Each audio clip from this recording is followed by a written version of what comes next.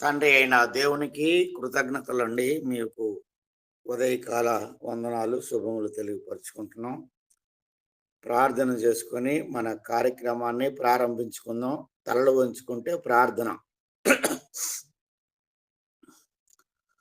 సర్వోన్నతుడు అయిన తండ్రి, మహోన్నతుడు అయిన మా దేవ, మీ ఘనమైన, పరిశుద్ధమైన, విలువైన, శ్రేష్టమైన మీ నామమునకు కృతజ్ఞతలు, స్తుతులు, స్తోత్రాలు చెల్లించుకుంటున్నాం. తండ్రి, ఈ ఉదయకాలమున ఫోను కాంటాక్ట్ ద్వారా మమ్మలను సమకూర్చి మీ లేఖనాన్ని చదువుకోవటానికి, మీ నామమును ప్రార్థించుకొనుటకు మీరు మా ఎడల చూపించినటువంటి కనికరమును, దయను బట్టి ప్రత్యేకంగా కృతజ్ఞతలు చెల్లిస్తున్నాం. సమయంలో చేరి వచ్చిన సేవకులను, విశ్వాసులను, పిల్లలందరినీ దీవించి ఆశీర్వదించి ఉదయకాల శుభములు వారికి అనుగ్రహించమని ప్రార్థిస్తున్నాం. తండ్రి, వాక్యాన్ని బోధించటానికి సిద్ధంగా ఉన్నటువంటి సేవకులు దేవకిరణ్ గారి కొరకు, అనిల్ బాబు కొరకు ప్రత్యేకంగా ప్రార్థిస్తున్నాం. తండ్రి నాయన, వారికి కావలసిన మంచి జ్ఞానం, వివేకములను అనుగ్రహించి బలమును, శక్తిని ప్రసాదించి నాయన చక్కగా బోధించగలిగిన సామర్థ్యంనిచ్చి మీరే మహిమ పొందమని ప్రార్థిస్తున్నాం. సమయంలో రావలసిన వారిని సకాలంలో నడిపించమని వేడుకుంటున్నాం. ఈ కార్యక్రమం ఆది నుంచి అంతం వరకు క్రమముగా తండ్రి మర్యాదగా మీ నామమునకు మహిమ కలుగునట్లుగా, మీ సన్నిధిలో మేము కనికరింపబడినట్లుగా ఈ కార్యక్రమాన్ని ముందుకు నడిపించమని యేసుక్రీస్తు పరిశుద్ధ నామమున ప్రార్థించి అడిగి వేడుకుంటున్నాం తండ్రి. ఆమేన్. వందనాలండి అందరికీ. ప్రార్థన చేసినటువంటి సహోదరులు అప్పారావు గారికి వందనములు తెలియజేస్తున్నాము. ఈ సమయంలో సహోదరులు నతానియేలు గారు పాట పాడి దేవుని నామమును మహింపరచవలసిందిగా కోరుకుంటూ ప్రేమతో ఆహ్వానిస్తున్నాము.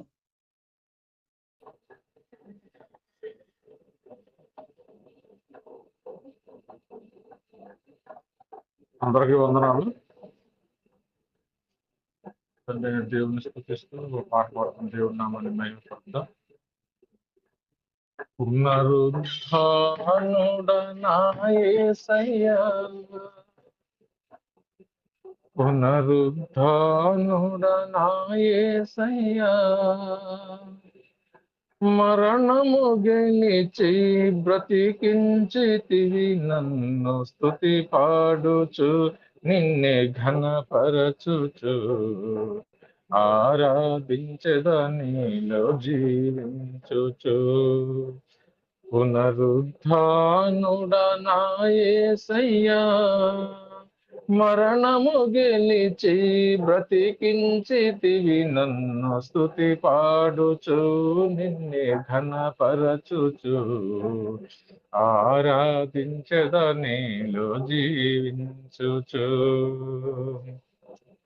నీ కృప చేతనే నాకు నీ రక్షణ భాగ్యము కలిగిందని, నీ కృప చేతనే నాకు నీ రక్షణ భాగ్యము కలిగిందని పాడనా,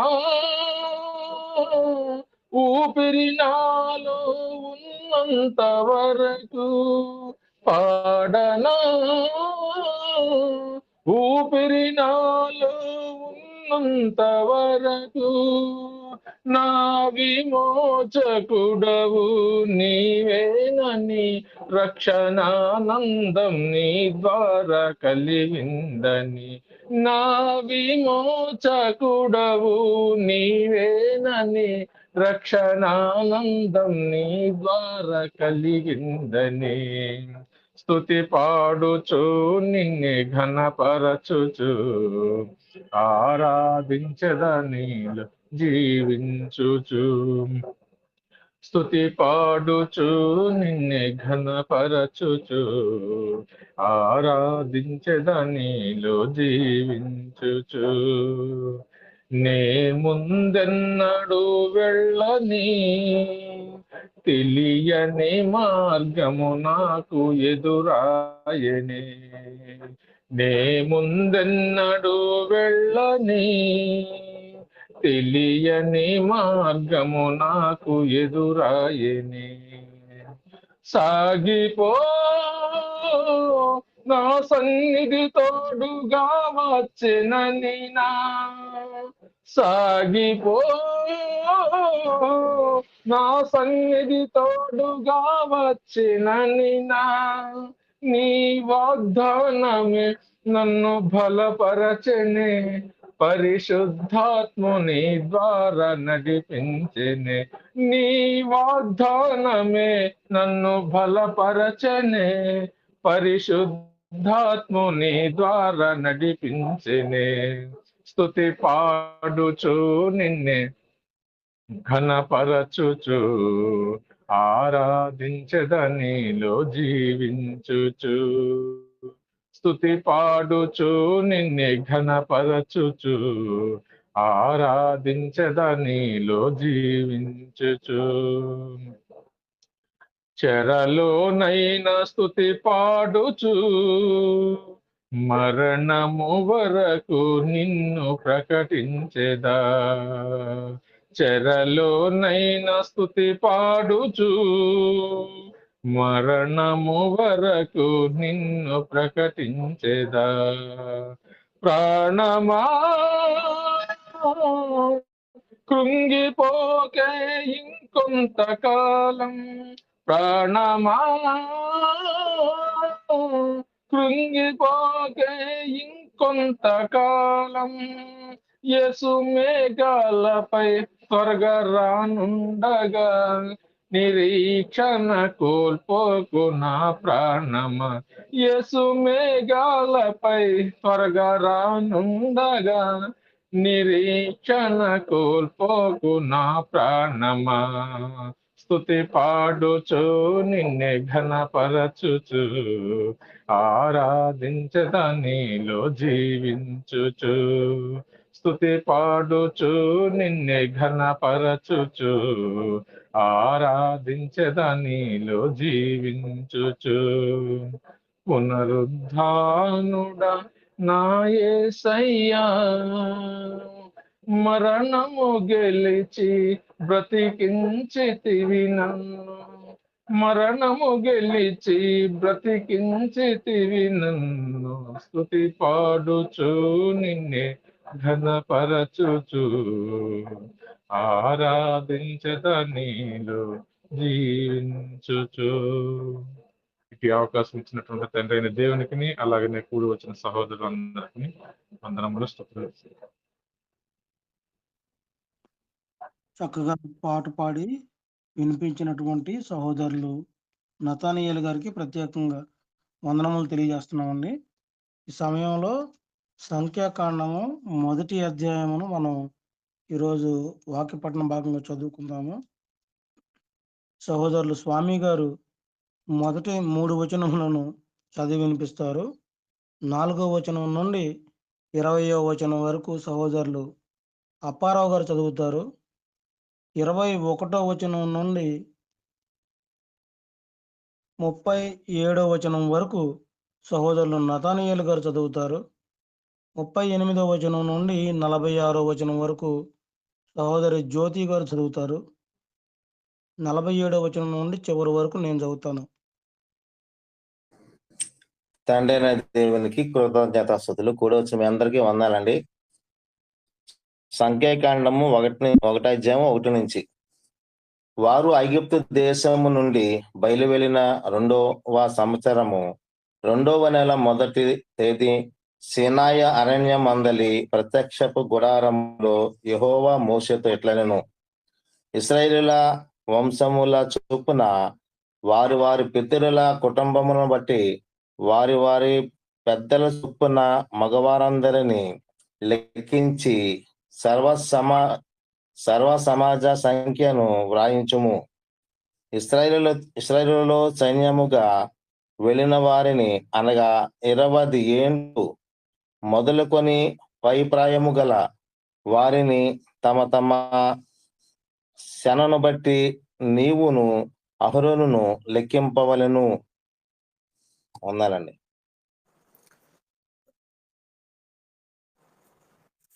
హలో, వినిపిస్తుందనయ్య?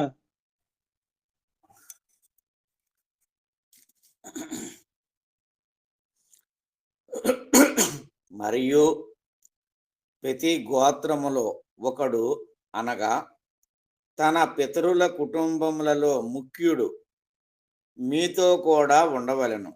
మీతో కూడా ఉండవలసిన వారి పేర్లు ఏవనగా రూబేను గోత్రములో సేదీయేరు కుమారుడైన ఎలీనోరు, సిమియోను గోత్రములో సూరిషద్దాయి కుమారుడైన సెలుమియేలు, యూదా గోత్రములో అమ్మినాదాబు కుమారుడైన నైసోను, ఈలకారు గోత్రములో సూయారు కుమారుడైన నెతనయేలు, జెబులోను గోత్రములో హేలులోను కుమారుడైన ఎలియాబు, యోసేపు సంతానమందు అనగా ఎఫ్రాయిము గోత్రములో అమీహూదు కుమారుడైన ఎలీషామాయు, మనస్సే గోత్రములో పెదనూరు కుమారుడైన గమలియేలు, బెన్యామీను గోత్రములో గిద్యోను కుమారుడైన అబీనాదు, దాను గోత్రములో మిషద్దాయి కుమారుడైన అహీయేజరు, ఆసేరు గోత్రములో వక్రాను కుమారుడు అయిన పగీయేలు, గాదు గోత్రములో దెయువేలు కుమారుడైన ఎలాసాపు, నఫ్తాలి గోత్రములో ఏనాను కుమారుడైన అహీరా అనునవి. వీరు సమాజములో పేరు పొందిన వారు. వీరు తమ తమ పితరుల గోత్రములలో ప్రధానులు.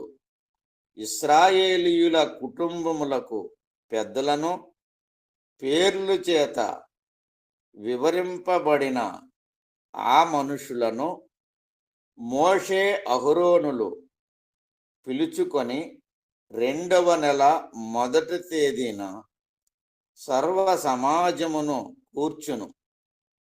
20 ఏండ్లు మొదలుకొని పైప్రాయము గలవారు తమ తమ వంశావళులను బట్టి తమ తమ వంశములను, తమ తమ పితరుల కుటుంబములను, తమ తమ పెద్దల సంఖ్యను తెలియజెప్పగా, యెహోవా అతనికి ఆజ్ఞాపించినట్లు సీనాయి అరణ్యములో మోషే వారిని లెక్కించెను. వందనాలండి.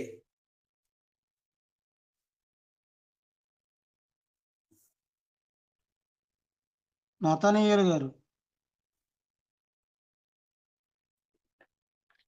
20వ వచనం నుంచి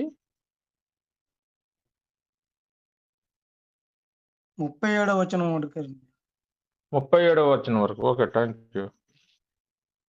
ఇశ్రాయేలీయులు ప్రథమ కుమారుడైన రూబేను పుత్రుల వంశావళి తమ తమ వంశములలో తమ తమ పితరుల కుటుంబములలో 20 ఏండ్లు మొదలుకొని పైప్రాయము కలిగి సేనగా వెళ్ళువారందరి సంఖ్యను తెలియచెప్పగా, రూబేను గోత్రములో లెక్కింపబడిన వారు 46,500 మంది అయిరి. షిమ్యోను పుత్రుల వంశావళి తమ తమ వంశములలో తమ తమ పితరుల కుటుంబములలో 20 ఏండ్లు మొదలుకొని పైప్రాయము కలిగి సేనగా వెళ్ళువారందరి పెద్దల సంఖ్యను తెలియచెప్పగా షిమ్యోను గోత్రంలో లెక్కింపబడిన వారు 59,300 మంది అయిరి. గాదు పుత్రుల వంశావళి తమ తమ వంశములలో తమ తమ పితరుల కుటుంబములలో 20 ఏండ్లు మొదలుకొని పైప్రాయము కలిగి శానగా వెళ్ళు వారందరి సంఖ్యను తెలియచెప్పగా గాదు గోత్రములో లెక్కింపబడిన వారు 45,650 మంది అయిరి. యూదాపుత్రుల వంశావళి తమ తమ వంశములలో తమ తమ పితరుల కుటుంబములలో 20 ఏండ్లు మొదలుకొని పైప్రాయము కలిగి శానగా వెళ్ళు వారందరి సంఖ్యను తెలియచెప్పగా యూదా గోత్రములో లెక్కింపబడిన వారు 74,600 మంది అయిరి. ఇస్సాకారు పుత్రుల వంశావళి తమ తమ వంశములలో తమ తమ పితరుల కుటుంబములలో 20 ఏండ్లు మొదలుకొని పైప్రాయము కలిగి శానగా వెళ్ళు అందరి సంఖ్యను తెలియచెప్పగా ఇస్సాకారు గోత్రములో లెక్కింపబడిన వారు 54,400 మంది అయిరి. జెబూలూను పుత్రుల వంశావళి తమ తమ వంశములలో తమ తమ పితరుల కుటుంబములో 20 ఏండ్లు మొదలుకొని పైప్రాయము కలిగి శానగా వెళ్ళువారై అందరి సంఖ్యను తెలియచెప్పగా జెబూలూను గోత్రములో లెక్కింపబడిన వారు 57,400 మంది అయిరి. వందనాలండి.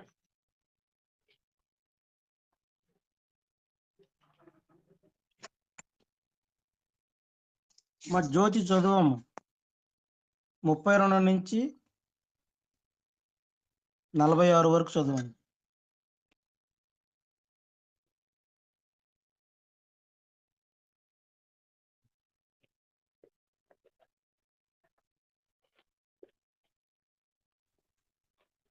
బ్రదర్ మీరే చదవండి, నతానీయులు గారు.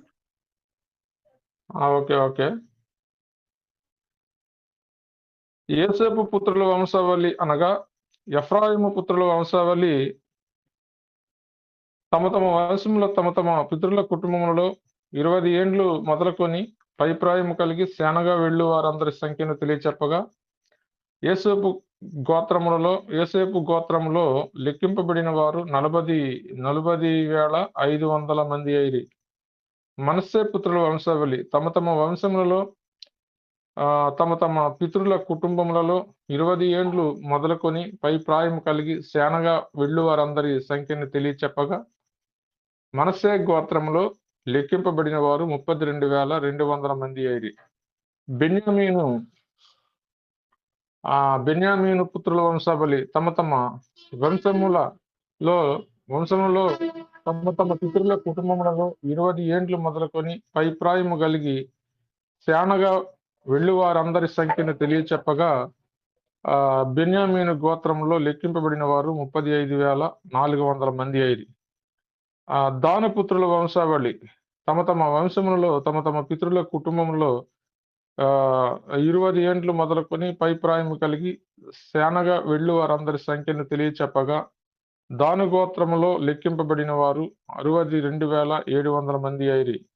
ఆషేరు పుత్రుల వంశావళి తమ తమ వంశములలో తమ తమ పితరుల కుటుంబములలో 20 ఏండ్లు మొదలుకొని పైప్రాయము కలిగి శానగా వెళ్ళు వారందరి సంఖ్యను తెలియచెప్పగా ఆషేరు గోత్రంలో లెక్కింపబడిన వారు 41,500 మంది అయిరి. వందనాలు.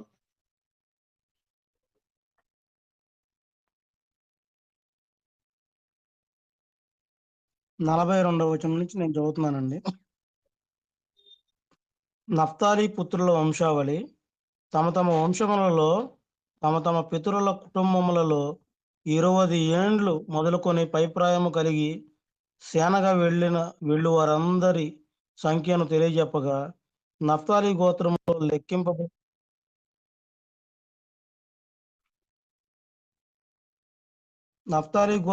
లెక్కింపబడిన వారు 53,400 మంది అయిరి. వీరు లెక్కింపబడిన వారు అనగా మోషేయు అహరోనును తమ తమ పితరుల కుటుంబములను బట్టి ఒక్కొక్కడుగా ఏర్పడిన ప్రధానులను లెక్కించిన వారు.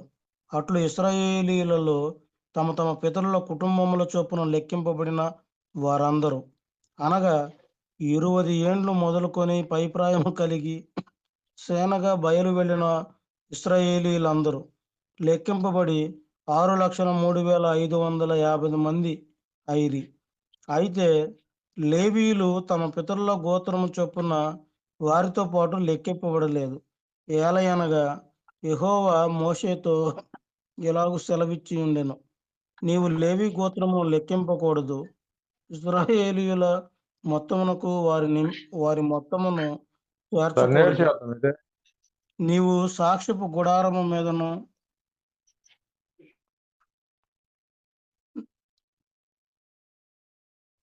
నీవు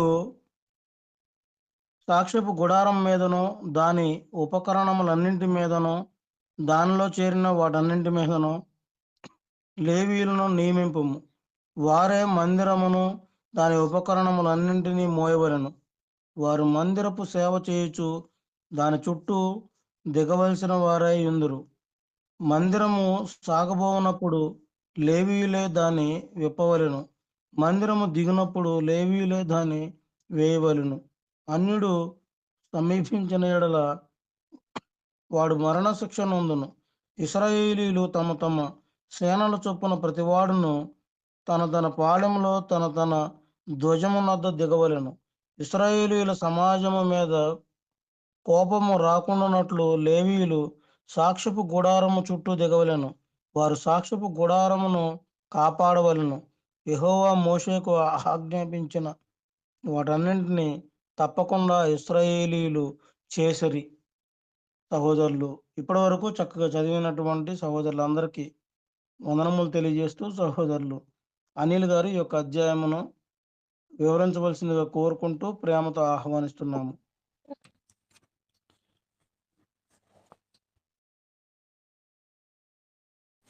తండ్రి అయిన దేవునికి కృతజ్ఞతాస్తుతులు. కూడి వచ్చిన సహోదరి సహోదరులందరికీ కూడా ప్రభువు నామమున మరొకసారి వందనాలు తెలియజేస్తూ వాక్యంలోకి ముందుకు వెళదాం. దేవుని యొక్క మహాకృపను బట్టి సంఖ్యాకాండము 1వ అధ్యాయంలోకి మనం ప్రవేశించాం. అయితే సహోదరులారా, ఈ సంఖ్యాకాండము మొదటి అధ్యాయంలో మనం చూస్తూ ఉన్నప్పుడు వీళ్ళు సీనాయిని విడిచిపెట్టి కానాను ప్రవేశించడానికి వాళ్ళ ప్రయాణాన్ని ప్రారంభించడం మనం చూస్తూ ఉంటాం. అయితే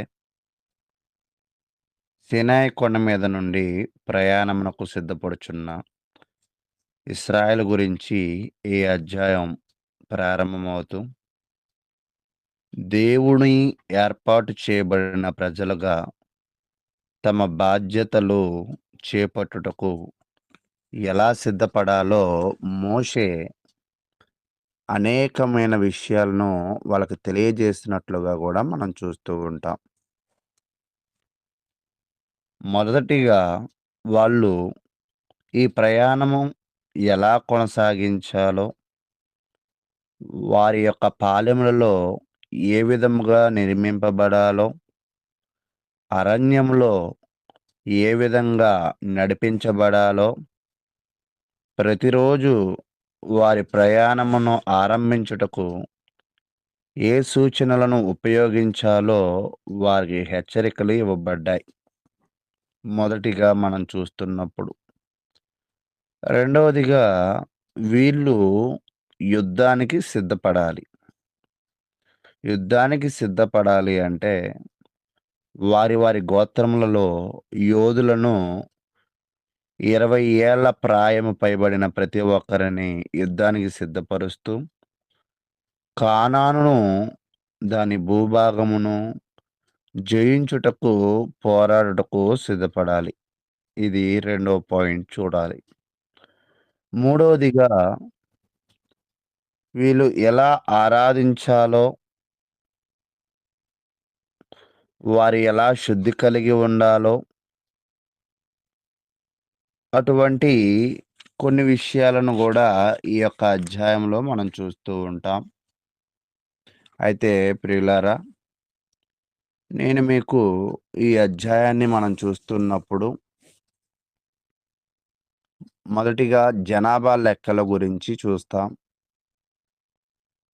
ఈ జనాభా లెక్కలలో దాని యొక్క ఉద్దేశం ఏమిటి అంటే, వాగ్దాన దేశం వైపు ప్రజలు వెళ్ళడానికి సిద్ధమవుతున్నందున వారిని సైనిక సేవ కోసము లెక్క వేస్తూ ఉంటారు. పాల్గొనేవారు మోషే, అహరోనులు ప్రతి గోత్రంలో నుంచి ఒక వ్యక్తిని ఎన్నుకుంటారు. ఆ వ్యక్తి వారి యొక్క గోత్రంలో ఉన్న వారిని లెక్క వేయడము, ఆ రిపోర్ట్ అంతా కూడా మోషే దగ్గరికి తేవడం చూస్తాం. ఫలితాలు ఏమొచ్చాయంటే, యుద్ధానికి అందుబాటులో ఉన్న మొత్తం పురుషుల సంఖ్య 6,03,550 మంది. అయితే లేవీ తెగ చేర్చలేదు. ఈ 6,03,550 మంది ఎవరు వీళ్ళు అంటే, యవనస్తులు, యుద్ధము చేయడానికి సిద్ధముగా ఉన్నవారు అనేది మనం గ్రహించాలి. ఇక్కడ కొన్ని విలువైన విషయాలను మనం పరిశీలన చేసే క్రమంలో ముందుకు వెళదాం. ఏమిటి విలువైన విషయము అంటే, మీరు నిర్గమాకాండాన్ని పరిశీలన చేస్తున్నప్పుడు, నిర్గమాకాండం 1వ అధ్యాయంలోకి వీళ్ళు ఎంతమంది చొరబడ్డారు ఐగుప్తు దేశంలోకి, లేదా ఎంతమంది వచ్చారు ఐగుప్తు దేశంలోకి అంటే 70 మందిగాను లేదా 75 మందిగాను వచ్చినట్లుగా మనకి గ్రంథం అయితే తెలియజేస్తూ ఉంది. అంటే బలహీనులను ఇప్పుడు దేవుడు ఎంతలాగా బలపరిచాడు అంటే, వాళ్ళ జీవితంలో బలహీనులను ఇప్పుడు బలపరిచి ఇతరులతో యుద్ధము చేసే అంత విధముగా వీళ్ళని ముందుకు తీసుకొచ్చాడు. అంటే ఇక్కడ మనం నేర్చుకోవాల్సిన విషయం ఏమిటి అంటే, దేవుడు ఆయన చిత్తములో అనుకుంటే బలహీనులను గూడా బలపరచడంలో ఆయన ప్రథమ పాత్ర పోషిస్తాడు అని మనం నేర్చుకోవాలి. ఇక్కడ మరొక విషయం ఏమిటి అంటే, వీరు బానిసలుగా ఉన్న వారిని యుద్ధ వీరులుగా మారుస్తున్న ప్రయత్నాలు గూడా మనం చూస్తూ ఉన్నాం. సహజంగా వీరి జీవితాలు బానిస జీవితాలు. ప్రస్తుతము వాళ్ళు ఇతరులతో యుద్ధము చేయగలిగే విధముగా సిద్ధపడుతున్నట్లుగా గూడా మనం చూస్తూ ఉన్నాం. ఈ యొక్క అధ్యాయంలో మనం ఏం చూస్తూ ఉంటామంటే, వీళ్ళు ఎంతలాగా అభివృద్ధి పొందారు, ఒక్కొక్క గోత్రంలో ఎంతమంది యోధులు ఉన్నారు అనేది మనం చూస్తాం. మీ అందరికీ గూడా టెలిగ్రాము యాప్‌లో కొన్ని ఫోటోస్ పెట్టడం జరిగింది. రూబేను వారి యొక్క గోత్రంలో ఎంతమంది ఉన్నారు, షిమ్యోను గోత్రంలో ఎంతమంది ఉన్నారు అనేది పెట్టడం జరిగింది. వీరన్నిటిలో గూడా ఎక్కువ మంది జనాభా, అంటే ఎక్కువ మంది యోధులను కలిగి ఉన్నవారు ఎవరు అంటే, యోధాగా మనమైతే చూస్తూ ఉన్నాం. కాబట్టి ఇక్కడ దేవుడి యొక్క గొప్పతనం ఏమిటి అంటే, ఆయన వీరు బానిసలను బలవంతులుగా మార్చిన దిశను బట్టి మనకి ఈ అధ్యాయము కనపడుతూ ఉంది. ఈ అధ్యాయంలో ఇంకా మనం పరిశీలన చేస్తూ ఉన్నప్పుడు, ఈ అధ్యాయంలో కీలకమైన విషయాలు ఏమిటి అంటే, నిర్గమాకాండములో వాళ్ళ జీవిత ప్రయాణము మొదలైన తరువాత, నిర్గమాకాండము నుంచి లేవీకాండం దాకా రావడానికి వాళ్ళ జీవిత ప్రయాణము 1 సంవత్సరం పట్టింది. లేవి కాండం అంతా కూడా ఎంతకాలపు చరిత్రను చెప్తుంది అంటే 1 నెల చరిత్రను మాత్రమే చెప్తుంది. అంటే నిర్గమాకాండము 12వ అధ్యాయంలో ప్రారంభమైన వాళ్ళు 19వ అధ్యాయానికి వచ్చేపాటికి 2 సంవత్సరాల చరిత్ర ఉంది. నిర్గమాకాండం చివరకు వచ్చేపాటికి 12 నెలల చరిత్ర ఉంది. లేవి కాండం అంతా కూడా 1 నెల చరిత్ర మాత్రమే అది. తరువాత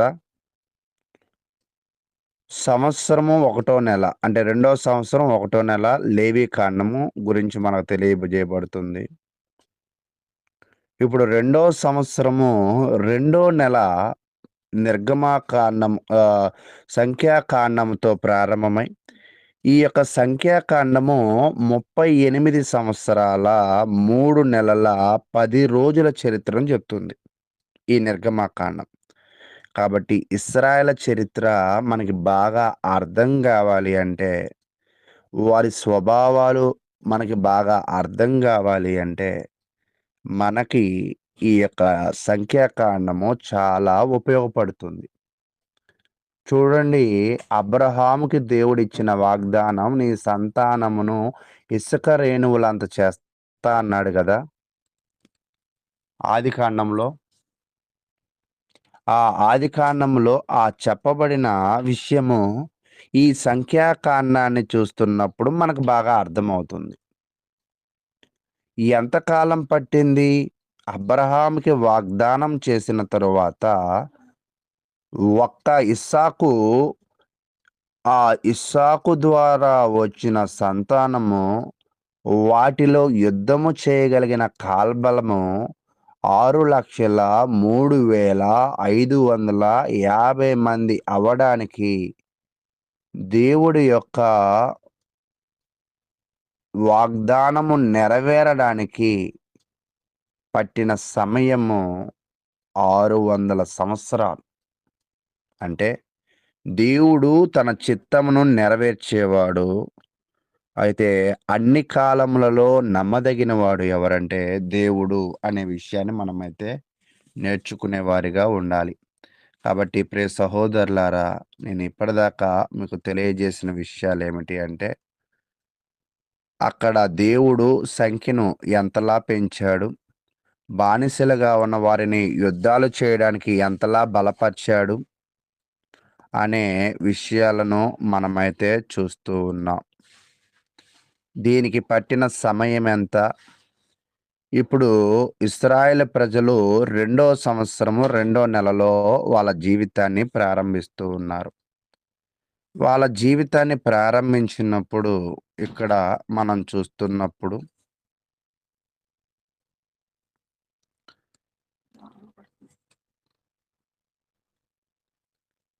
మనం చూస్తున్నప్పుడు ఈ యొక్క 2వ అధ్యాయములో వాళ్ళు యుద్ధానికి సిద్ధపడుతూ ఉన్నారు.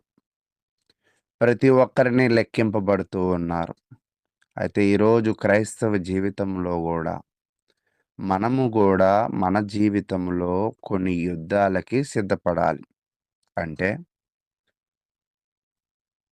ఎవరితో యుద్ధాలకి మనం సిద్ధపడాలి అంటే, ఆత్మ సంబంధమైన యుద్ధానికి లేదా సాతానుడితో యుద్ధానికి. దేవుడి యొక్క సహకారం మనకు ఉంటుందనేది కూడా మనం గ్రహించాలి. ప్రజలను అక్కడ లెక్కించారు. అది శారీరక యుద్ధము. కానీ ఇక్కడ మనది ఆత్మీయ యుద్ధముగా మనం ముందుకు వెళ్ళాలి. అయితే ఈరోజు నిజముగా మనము ఆత్మీయ యుద్ధము చేయడానికి సిద్ధము కలిగిన క్రైస్తవులుగా ఉన్నామా? ఈ సంఖ్యాకాండంలో ఓవరాల్‌గా చూస్తున్నప్పుడు 3 విషయాలు అర్థమవుతాయి. 1 వాకింగ్, 2 వండరింగ్, 3 వెయిటింగ్. అంటే వాళ్ళు ప్రయాణం చేస్తూ ఉంటారు. ప్రయాణంలో అద్భుతాలు చూస్తూ ఉంటారు. వాళ్ళు వెయిట్ చేస్తూ ఉంటారు. కాబట్టి ఈ యొక్క WWW అంటే వాకింగ్, వండరింగ్, వెయిటింగ్. ఈరోజు నిజంగా మన జీవితం గూడా ప్రయాణం చేస్తూ ఉండాలి. నడుస్తూ ఉండాలి. ఆ ప్రయాణం చేస్తూ ఉన్నప్పుడే వండరింగ్ ఆశ్చర్య కార్యములు దేవుడు చేస్తూ ఉంటాడు. అయితే తరువాత మళ్ళా మనం వెయిట్ చేస్తూ ఉండాలి దేవుని యొక్క కృపణ కొరకు. కాబట్టి అటువంటి క్రైస్తవ జీవితాల్లో మనమున్నామా? ఇశ్రాయేలు ప్రజలైతే వాళ్ళ జీవితంలో మనం చూస్తున్నప్పుడు 1-9 అధ్యాయము దాకా 20 రోజుల చరిత్ర చెప్పబడుతుంది. అది సీనాయి చుట్టే తిరుగుతుంది. అంటే వాళ్ళు వాక్ చేస్తూ ఉన్నారు. ఎవరిని బట్టి వాక్ చేస్తున్నారంటే, దేవునిని బట్టి వాక్ చేస్తూ ఉన్నారు. ఎవరైతే దేవునిని బట్టి వాక్ చేస్తారో, దేవుడు వారి జీవితంలో వండర్స్ చేయడానికి సిద్ధంగా ఉన్నారు. ఎవరైతే దేవుని బట్టి వెయిట్ చేస్తారో, వాళ్ళని దేవుడు వాగ్దాన భూమిలో నడిపించడానికి సిద్ధపడుతూ ఉన్నాడు. ఎవరైతే దేవుని మాటకు లోబడతారో, అబ్రహామును దీవించినట్లుగా వారి బిడ్డలను గూడా దేవుడు దీవించడానికైతే సిద్ధంగా ఉన్నాడనేది మనము తెలుసుకోవాల్సిన విషయం. కాబట్టి ప్రియ సహోదరులారా, ఈరోజు దేవుని కొరకు నడవడానికి సిద్ధంగా ఉన్నావా? దేవుడి ఆశ్చర్య కార్యాలు చూడడానికి సిద్ధంగా ఉన్నావా? దేవుడి కొరకు వెయిట్ చేయడానికి సిద్ధంగా ఉన్నావా? ఒక్కసారి పరిశీలన చేసుకోండి. ఇక్కడ ప్రతి ఒక్క సంఖ్యను మనం చూస్తూ ఉన్నప్పుడు 6,00,000 మంది అవ్వడము అనేది మామూలు విషయమైతే కాదు. అయితే 600 సంవత్సరాలు వెయిట్ చేయబడిన తర్వాత దేవుడు ఆ సంఖ్యను పెంచినట్లుగా గూడా మనం చూస్తూ ఉన్నాం. కాబట్టి ఇక్కడ వీళ్ళ యొక్క ఈ ఇశ్రాయేలీయుల యొక్క 4 కొత్త ఆరంభాలను మనం చూస్తాం. అంటే 4 కొత్తమైన వాటిని ప్రారంభించారు. ఏమిటి అంటే జీవించుటలో క్రొత్త ఆరంభం. అంటే యుద్ధమే తెలియని వారికి ఇప్పుడు యుద్ధం చేయడం ప్రారంభించారు. ఇటుకలు కట్టుకునే వాళ్ళు ఇప్పుడు శిబిరాలను కట్టడం ప్రారంభించినట్లుగా వాళ్ళ జీవితాన్ని కొత్తగా ప్రారంభించారు. వారి ఆరాధనలో ఒక కొత్త ఆరంభాన్ని కూడా మనం చూస్తూ ఉన్నాం. ఇంతకుముందు దేవునిని ఆరాధించలేని వారు ఇప్పుడు దేవునిని ఆరాధించడం ప్రారంభిస్తూ కొన్ని విధి విధానాలతో ముందుకు వెళుతున్నారు. 3 సైనిక సేవ కొత్త ప్రారంభము. అంటే ఇంతకుముందు వాళ్ళకంటూ ఒక సైన్యం లేదు. వాళ్ళకంటూ ఒక జనబలము, ఒక రకంగా సైనిక బలము లేని పరిస్థితి. ఇప్పుడైతే సైనిక బలం గూడా ఉంది. 4 వారి నిరీక్షణ దేవుడు అనుగ్రహిస్తున్న దేశానికి వెళ్ళడం. మీరిక్కడ గమనించండి. ఇశ్రాయేలు ప్రజలకు దేవుడిచ్చిన మాటలు ఎలా ఉన్నాయంటే, 1 వాళ్ళని వాళ్ళు రక్షించుకోవడానికి సైనిక బలాన్ని ఏర్పాటు చేయబడ్డారు. వారు అన్నిటిలో గూడా విజయము పొందడానికి దేవుని పని చేయడానికి కొంతమందిని నియమించారు. లేవీయులేమో దేవుని పని చేస్తారు. యవనస్తులేమో సైనిక పనులు చేస్తూ ఉంటారు. అంటే మనము గూడా మన జీవితంలో ప్రతి దానిని గూడా బ్యాలెన్స్‌డ్‌గా ఉంచుకొని ముందుకు వెళ్ళాలి. నేను కేవలం దేవుని కొరకే వాక్యం వింటూనే ఉంటాను అంటే కుదరదు. దాన్ని ప్రకటిస్తూ ఉండాలి. దానిని ఆచరిస్తూ ఉండాలి. నేను కేవలం ఈ పనికే అంకితమైపోతాను అంటే కుదరదు. చూడండి ఇక్కడ లేవీయుల పని ఒకటి ఉంది. సైనికుల పని ఒకటి ఉంది. అంటే ఇటు దేవుని సేవిస్తూ ఉన్నారు. అటు యుద్ధాలు గూడా దేవుని మీద ఆధారపడి చేస్తూ ఉన్నారు. అలాగే మన జీవితంలో గూడా ప్రతీదీ గూడా మనము అలాగా అన్నిటిని బ్యాలెన్స్ చేసుకుంటూ వెళ్ళాలని ఈ అధ్యాయం ద్వారా నేను మీకు వివరిస్తూ ఉన్నాను. కాబట్టి నీవు దేవుని దృష్టిలో విలువైన వాడవని నమ్ముతున్నావా? దేవుడు నిన్ను ఏ పనికి పిలిచినా సిద్ధంగా ఉన్నానని చెప్పగలుగుతున్నావా? నీవు దేవుని సైన్యంలో ఏ స్థానం తీసుకుంటావు అనేది ఒకసారి ఆలోచన చెయ్యి. దేవుడైతే నిన్ను వదలడు. నిన్ను నడిపిస్తాడు. నిన్ను ఉపయోగిస్తాడు. నీవు మరి నీ జీవితంలో చేయాల్సిందేంటంటే ఆయన కొరకు వాక్ చేయగలగాలి. ఆయన కొరకు వండర్స్ చూడగలుగుతావు. ఆ వండర్స్ వల్ల నువ్వు కొంతకాలం వెయిట్ చేస్తూ ఉండాలి. కాబట్టి వాకింగ్, వండరింగ్, వెయిటింగ్ ఇవి మన జీవితాలకు గూడా కలిగి ఉంటాయని తెలియజేస్తూ ఇంతవరకు ఓపికగా విన్న ప్రియ సహోదరులందరికీ గూడా ప్రభు నామమున వందనాలు. ఇప్పటివరకు సహోదరులు అనిల్ గారు చాలా చక్కగా ఈ యొక్క అధ్యాయం అంతటిని కూడా వివరించారు. కాబట్టి ఆయన చివరిలో చెప్పినటువంటి విధంగా మనమందరం కూడా మన వంతు పనిగా దేవుని జత పని వారిగా ఉండడానికి ప్రయాసపడాలని కోరుకుంటున్నాము. ఇప్పటి వరకు చక్కగా వివరించినటువంటి సహోదరులు అనిల్ గారికి ప్రత్యేకంగా వందనములు తెలియజేస్తూ, సహోదరులు యేసుపాదం గారు ఇప్పటి వరకు జరిగినటువంటి కార్యక్రమం అంతటి విషయమై తదుపరి దేవకిరణ్ గారి మెసేజ్ కొరకు ప్రార్థనా సహాయం కోరవలసిందిగా కోరుకుంటూ ప్రేమతో ఆహ్వానిస్తున్నాము. మంచిదండి, ప్రార్థన చేసుకున్నాము. మమ్మల్ని మిక్కిలిగా ప్రేమించిన ప్రియ పరలోకపు తండ్రి, మీ ఘనమైన ఉన్నతమైన నామానికి మీ ప్రియకుమారుడును మా ప్రభువును రక్షకుడైన యేసుక్రీస్తు నామంలో మీకు స్తుతులు, స్తోత్రములు, కృతజ్ఞతలు తెలియజేసుకుంటున్నాం తండ్రి. ఈ యొక్క ఉదయకాల ధ్యాన కుడికిలో ప్రతి ఒక్కరము జాయిన్ అయ్యి ఈ విధంగా మీ యొక్క లేఖన భాగాల్ని మేము నేర్చుకుంటానికి మాకు ఉదయకాల సమయంలో ఈ సమయాన్ని ఇచ్చిన విధానాన్ని బట్టి మీ కృతజ్ఞతలు తెలియజేసుకుంటున్నాం తండ్రి. మీ గ్రంథంలో నుంచి సంఖ్యాకాండంలో ఉన్నటువంటి విషయాలు మేము తెలుసుకున్నాము ఈ దాసుల ద్వారా. మరి అనిల్ గారు సంఖ్యాకాండంను వివరించే విధానంలో మరి మీ యొక్క జనాంగమైనటువంటి ఇశ్రాయేలీయుల్ని అయినా మీరు వాగ్దానం చేసిన రీతిగా, మరి అబ్రహాము, ఇసాకు, యాకోబులకి మీరు వాగ్దానం చేసిన రీతిగా వాళ్ళ సంతానాన్ని ఇసుకరేణుల వల్లే చేస్తానని చదివించారు తండ్రి. అలాంటి వాగ్దానాన్ని మీరు నెరవేరుస్తూ, అలాగే బలహీనంగా ఉన్నటువంటి మీ ప్రజల్ని బలవంతులుగా చేసి, మరి లోకములో నా ప్రజలు ఎంత బలవంతులో అని ప్రపంచానికే తెలియజేశారు తండ్రి. అలాగే నేటి క్రైస్తవులైన మేము కూడా మరి ఆత్మ సంబంధంగా మరి బలవంతులుగా ఉండాలనేటువంటి నాయన దుష్టాంతరాలను మరి నేటి యుగాంతమున్న మాకు మరి బుద్ధి కలగటానికి ఆ లేఖన భాగాల్ని మాకు తెలియజేసిన విధానాన్ని బట్టి మీ స్తుతులు తండ్రి. అలాగే మేము కూడా క్రైస్తవులుగా మరి దేవుని ప్రజలుగా ఉన్న మేము మరి ఆత్మ సంబంధంగా ఎంతో బలవంతులుగా ఉండాలని హెచ్చరిక ఇచ్చారు. అందును బట్టి మీ కృతజ్ఞతలు తండ్రి. అలాగే మీ యొక్క దాసులు మరి దేవకర్ణ గారు మరి నాయన విశ్వాసము, నమ్మకాన్ని గురించి మాకు తెలియజేస్తున్నాడు తండ్రి.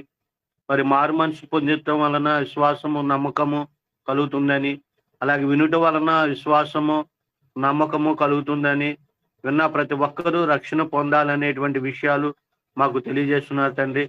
మరి రక్షణ పొందిన మరి ప్రతి ఒక్కరూ మరి ఎలా ఉండాలో కూడా మాకు లేఖన భాగాల ద్వారా మీరు హెచ్చరిస్తున్న విధానాన్ని బట్టి మీ స్తుతులు తండ్రి. అలాగే ఈరోజు మరి ఏమైతే మా మధ్యకి సమాచారాన్ని తీసుకొస్తున్నారో మరి మీ దాసులకి ఆయన మంచిగా మాకు అర్థమయ్యే రీతిలో బోధించేటువంటి సామర్థ్యాన్ని మీ దాసులకు దయచేయమని కోరుకుంటూ, వినుసున్నటువంటి మేము గ్రహించి వాటి ప్రకారం మేము ఉన్నామో లేమో అని మమ్మల్ని మేము పరిశోధించుకుంటూ, పరీక్షించుకుంటూ ముందుకు సాగేటువంటి గొప్ప భాగ్యాన్ని దయచేయమని కోరుకుంటూ, ఈ మనవులు మీ ప్రియకుమారుడును మా ప్రభువును రక్షకుడైన యేసుక్రీస్తు నామంలో ఈ మనవులన్నీ అడిగి వేడుకొనుచున్న ప్రియ పరలోకపు తండ్రి, ఆమేన్. చక్కగా ప్రార్థన చేసినటువంటి సహోదరులు యేసుపాదం గారికి ప్రత్యేకంగా వందనములు తెలియజేస్తూ, సహోదరులు దేవకర్ణ గారు వారికి ఇవ్వబడినటువంటి సమయం అంతటిని కూడా సంపూర్ణంగా వినియోగించుకోవాలని కోరుకుంటూ ప్రేమతో ఆహ్వానిస్తున్నాం.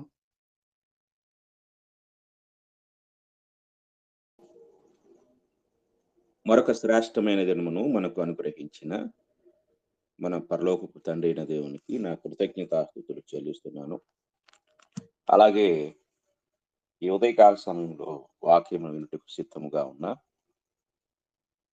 ప్రియ సహోదరి సహోదరులందరికీ కూడా ప్రత్యేకమైన వందనములు తెలియజేస్తున్నాను. ప్రియమైన వారలారా, మనము రక్షణను గూర్చిన సత్యాన్ని ధ్యానిస్తున్నాము. రక్షణను గూర్చిన సత్యములో 2 విషయాలు మనము ధ్యానించాము. మొదటిది మారు మనసు. మారు మనసు అంటే ఏంటో మనం తెలుసుకున్నాము. తరువాత విశ్వాసము అంటే ఏంటో మనం తెలుసుకున్నాము.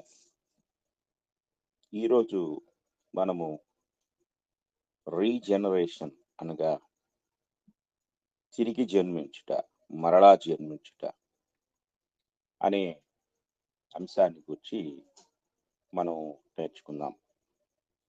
ఈ తిరిగి జన్మించుట అనే అంశాన్ని మనము జాగ్రత్తగా పరిశీలన చేసినట్లయితే ఇందుకు సంబంధించిన కొన్ని ఉదాహరణలను మనము వాక్య భాగం నుండి చూద్దాం. మొట్టమొదటిగా మనము గమనించినట్లయితే యేసుక్రీస్తు వారు ఈ తిరిగి జన్మించుట అనే విషయాన్ని గురించి మాట్లాడిన మాటలు మనం ఆలోచిద్దాం. యోహాను సువార్త 3వ అధ్యాయం 3వ వచనం నుండి చదువుకుందాం. యోహాను సువార్త 3వ అధ్యాయము 3వ వచనం. అందుకు యేసు అతనితో, ఒకడు క్రొత్తగా జన్మించితేనే కాని అతడు దేవుని రాజ్యమును చూడలేడని నీతో నిశ్చయముగా చెప్పుచున్నానెను.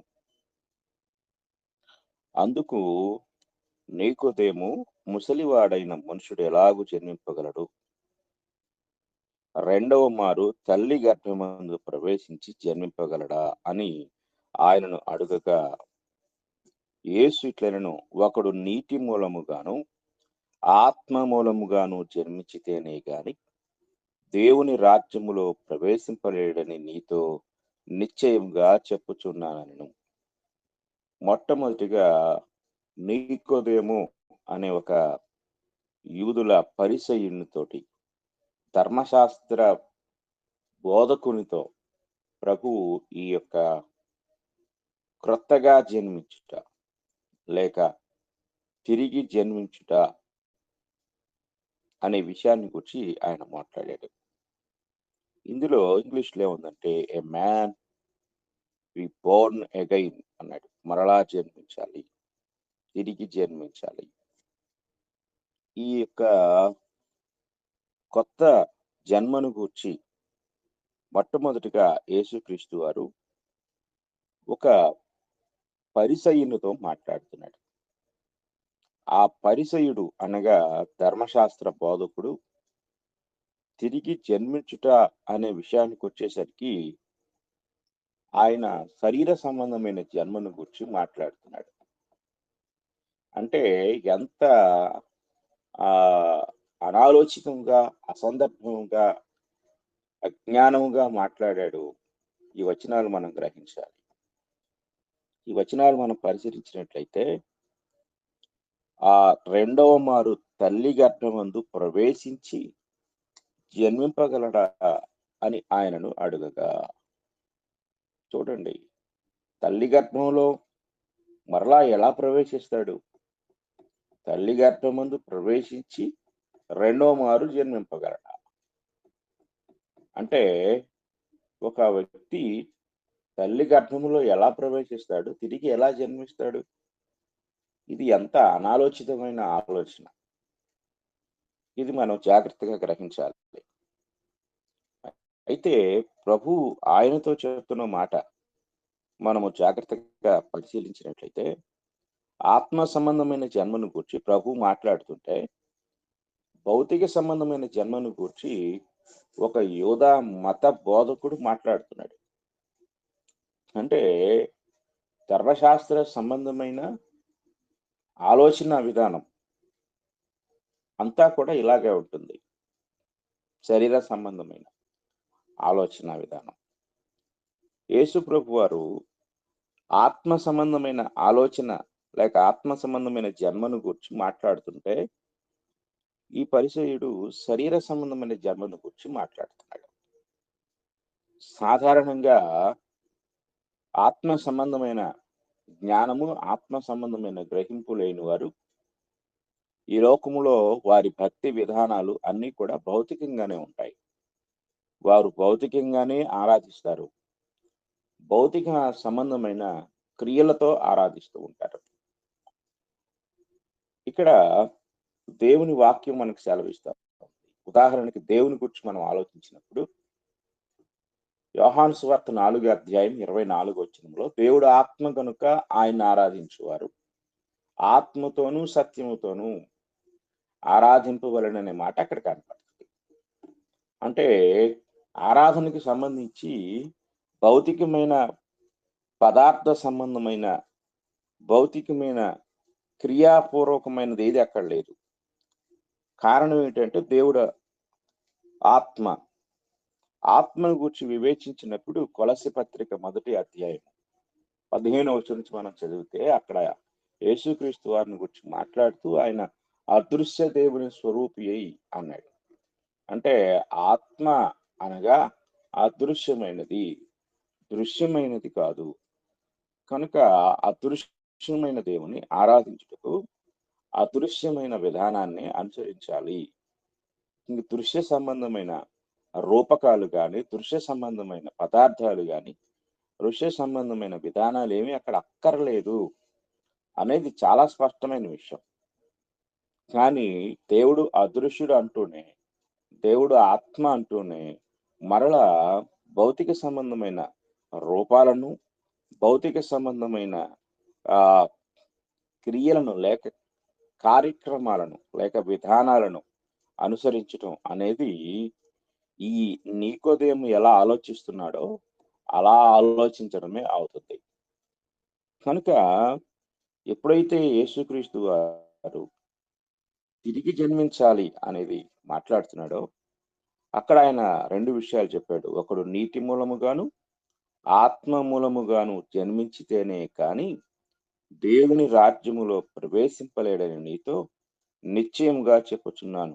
శరీర మూలముగా జన్మించినది శరీరమును, ఆత్మ మూలముగా జన్మించినది ఆత్మయునై ఉన్నది. మీరు క్రొత్తగా జన్మింపవలనని నేను మీతో చెప్పినందుకు ఆశ్చర్యపడవద్దు అన్నాడు. అంటే శరీర మూలముగా జన్మించినది అంటే నికోదేము మాట్లాడిన మాట శరీర సంబంధమైన జన్మకు సంబంధించినది, శరీర మూలముగా జన్మించినది. రెండవది ఆత్మ మూలముగా జన్మించినది, ఆత్మయునై ఉన్నది. ఆత్మ మూలముగా జన్మించుట అనే ప్రక్రియ అత్యంత ప్రాముఖ్యమైనదిగా ఉన్నట్లుగా మనం ఇక్కడ చూడగలం.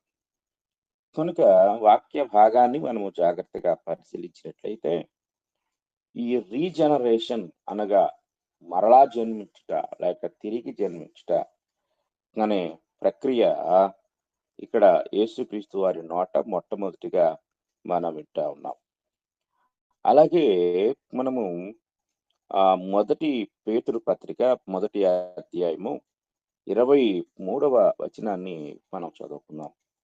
మొదటి పేతురు పత్రిక 1వ అధ్యాయము 23వ వచనం. ఏలయనగా సర్వ శరీరులు గడ్డిని పోలిన వారు, వారి అందమంతయు గడ్డి పువ్వు వలె ఉన్నది. గడ్డి ఎండును, దాని పువ్వును రాలును. అయితే ప్రభు వాక్యం ఎల్లప్పుడూ నిలుచును. ఇక్కడ మనం చాలా జాగ్రత్తగా ఆలోచించినట్లయితే ఇక్కడ ఒక మాట మనకి కనపడుతుంది. ఇందులో ఇంగ్లీష్ లో ఏమని రాబడుతుందంటే being born again not of corruptible seed but of incorruptible by the word of God which liveth and abideth for ever అన్నాడు. అంటే ఇక్కడ మనము గ్రహించినప్పుడు పైన 21వ వచనం నుండి మనం చదువుకుందాం.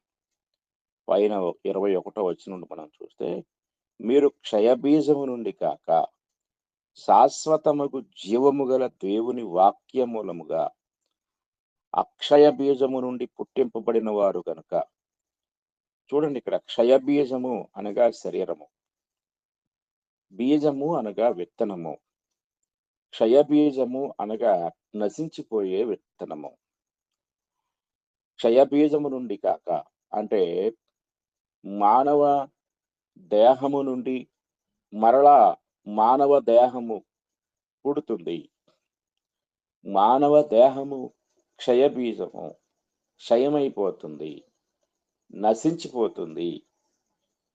ఒక విశ్వాసి రీబోర్న్ లేక మరలా జన్మించుట, తిరిగి జన్మించుట అనేది జరగవలసినది క్షయబీజమైన శరీరము నుండి కాక. శరీరము క్షయమైపోతుంది, లయమైపోతుంది.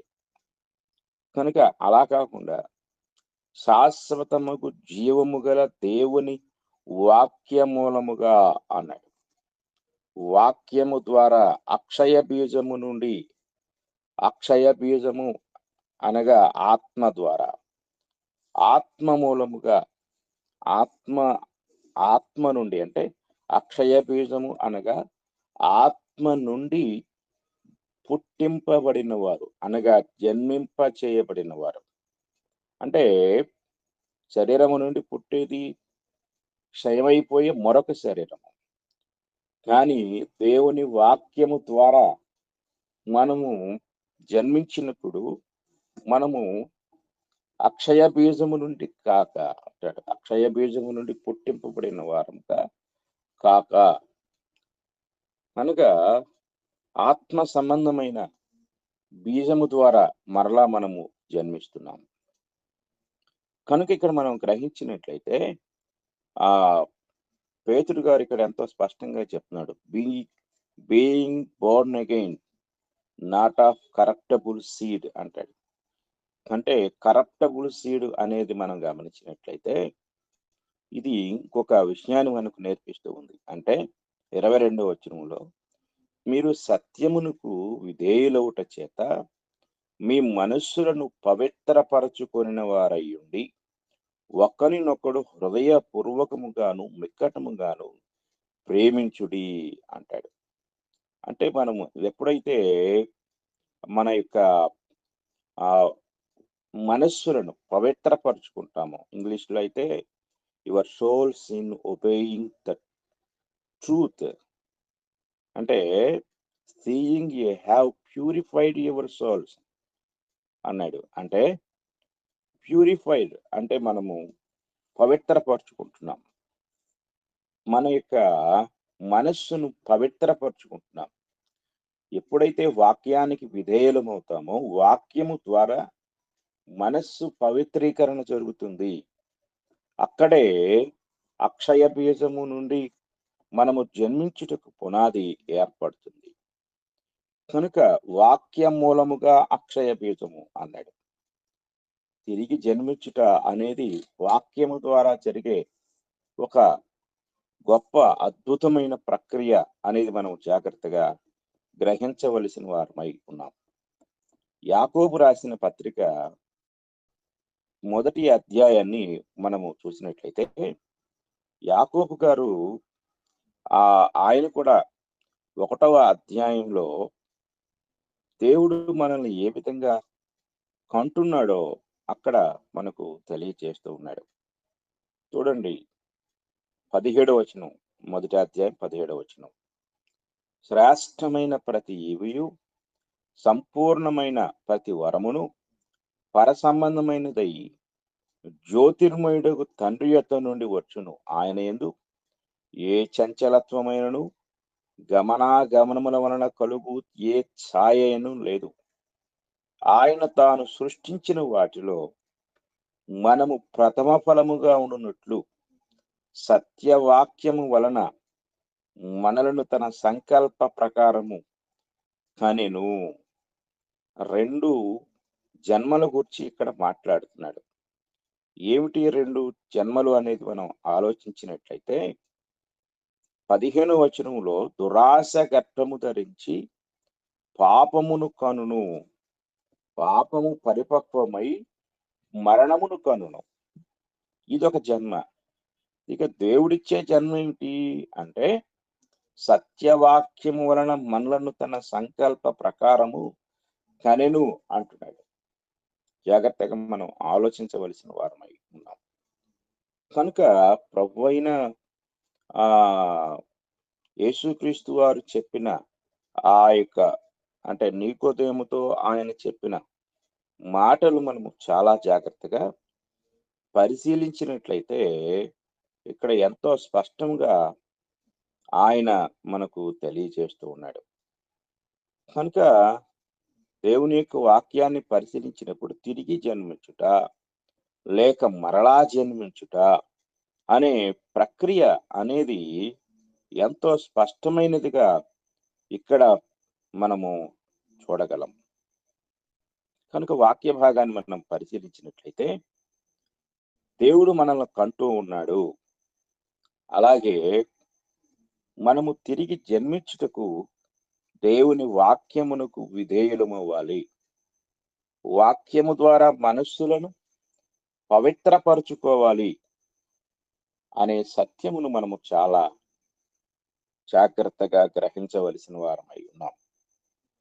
ఇంకొక వచనాన్ని కూడా మనము చదువుకుందాం. ఇంకొక వచనాన్ని చూస్తే మొదటి యోహాను పత్రిక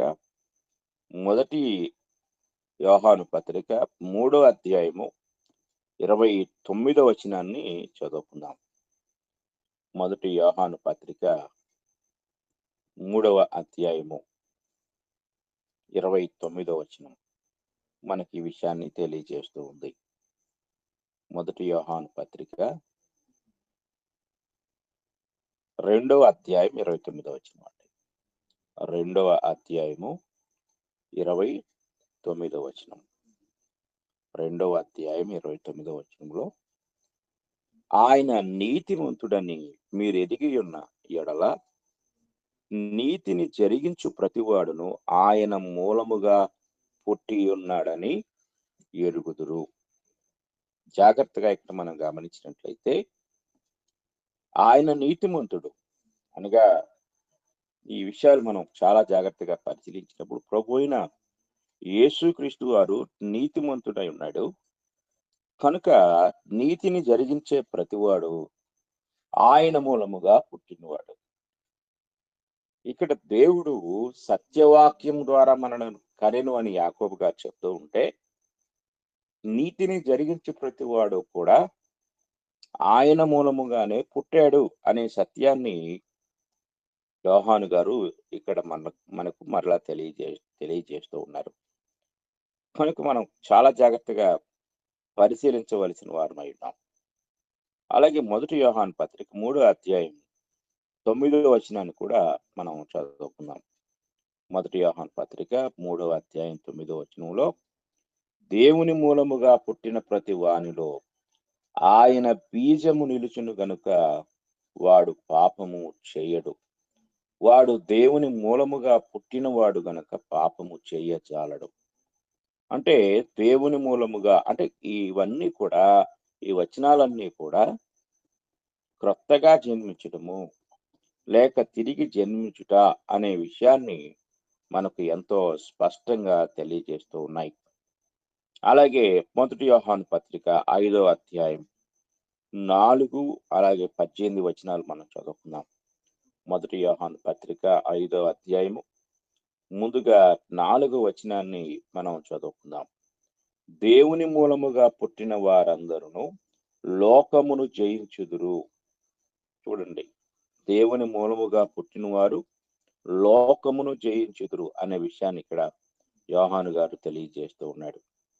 ఇక 18వ వచనాన్ని కూడా మనం చదువుకున్నట్లయితే, మనము దేవుని సంబంధులు మరియు లోకమంతయు దుష్టుని యందు ఉన్నదనియు ఎరుగుదుము. 17వ వచనం చూద్దాం. దేవుని మూలముగా పుట్టి ఉన్న వాడెవడను పాపము చేయడని ఎరుగుదుము. దేవుని మూలముగా పుట్టినవాడు తన్ను భద్రము చేసుకొనును గనుక దుష్టుడు వారిని ముట్టడు.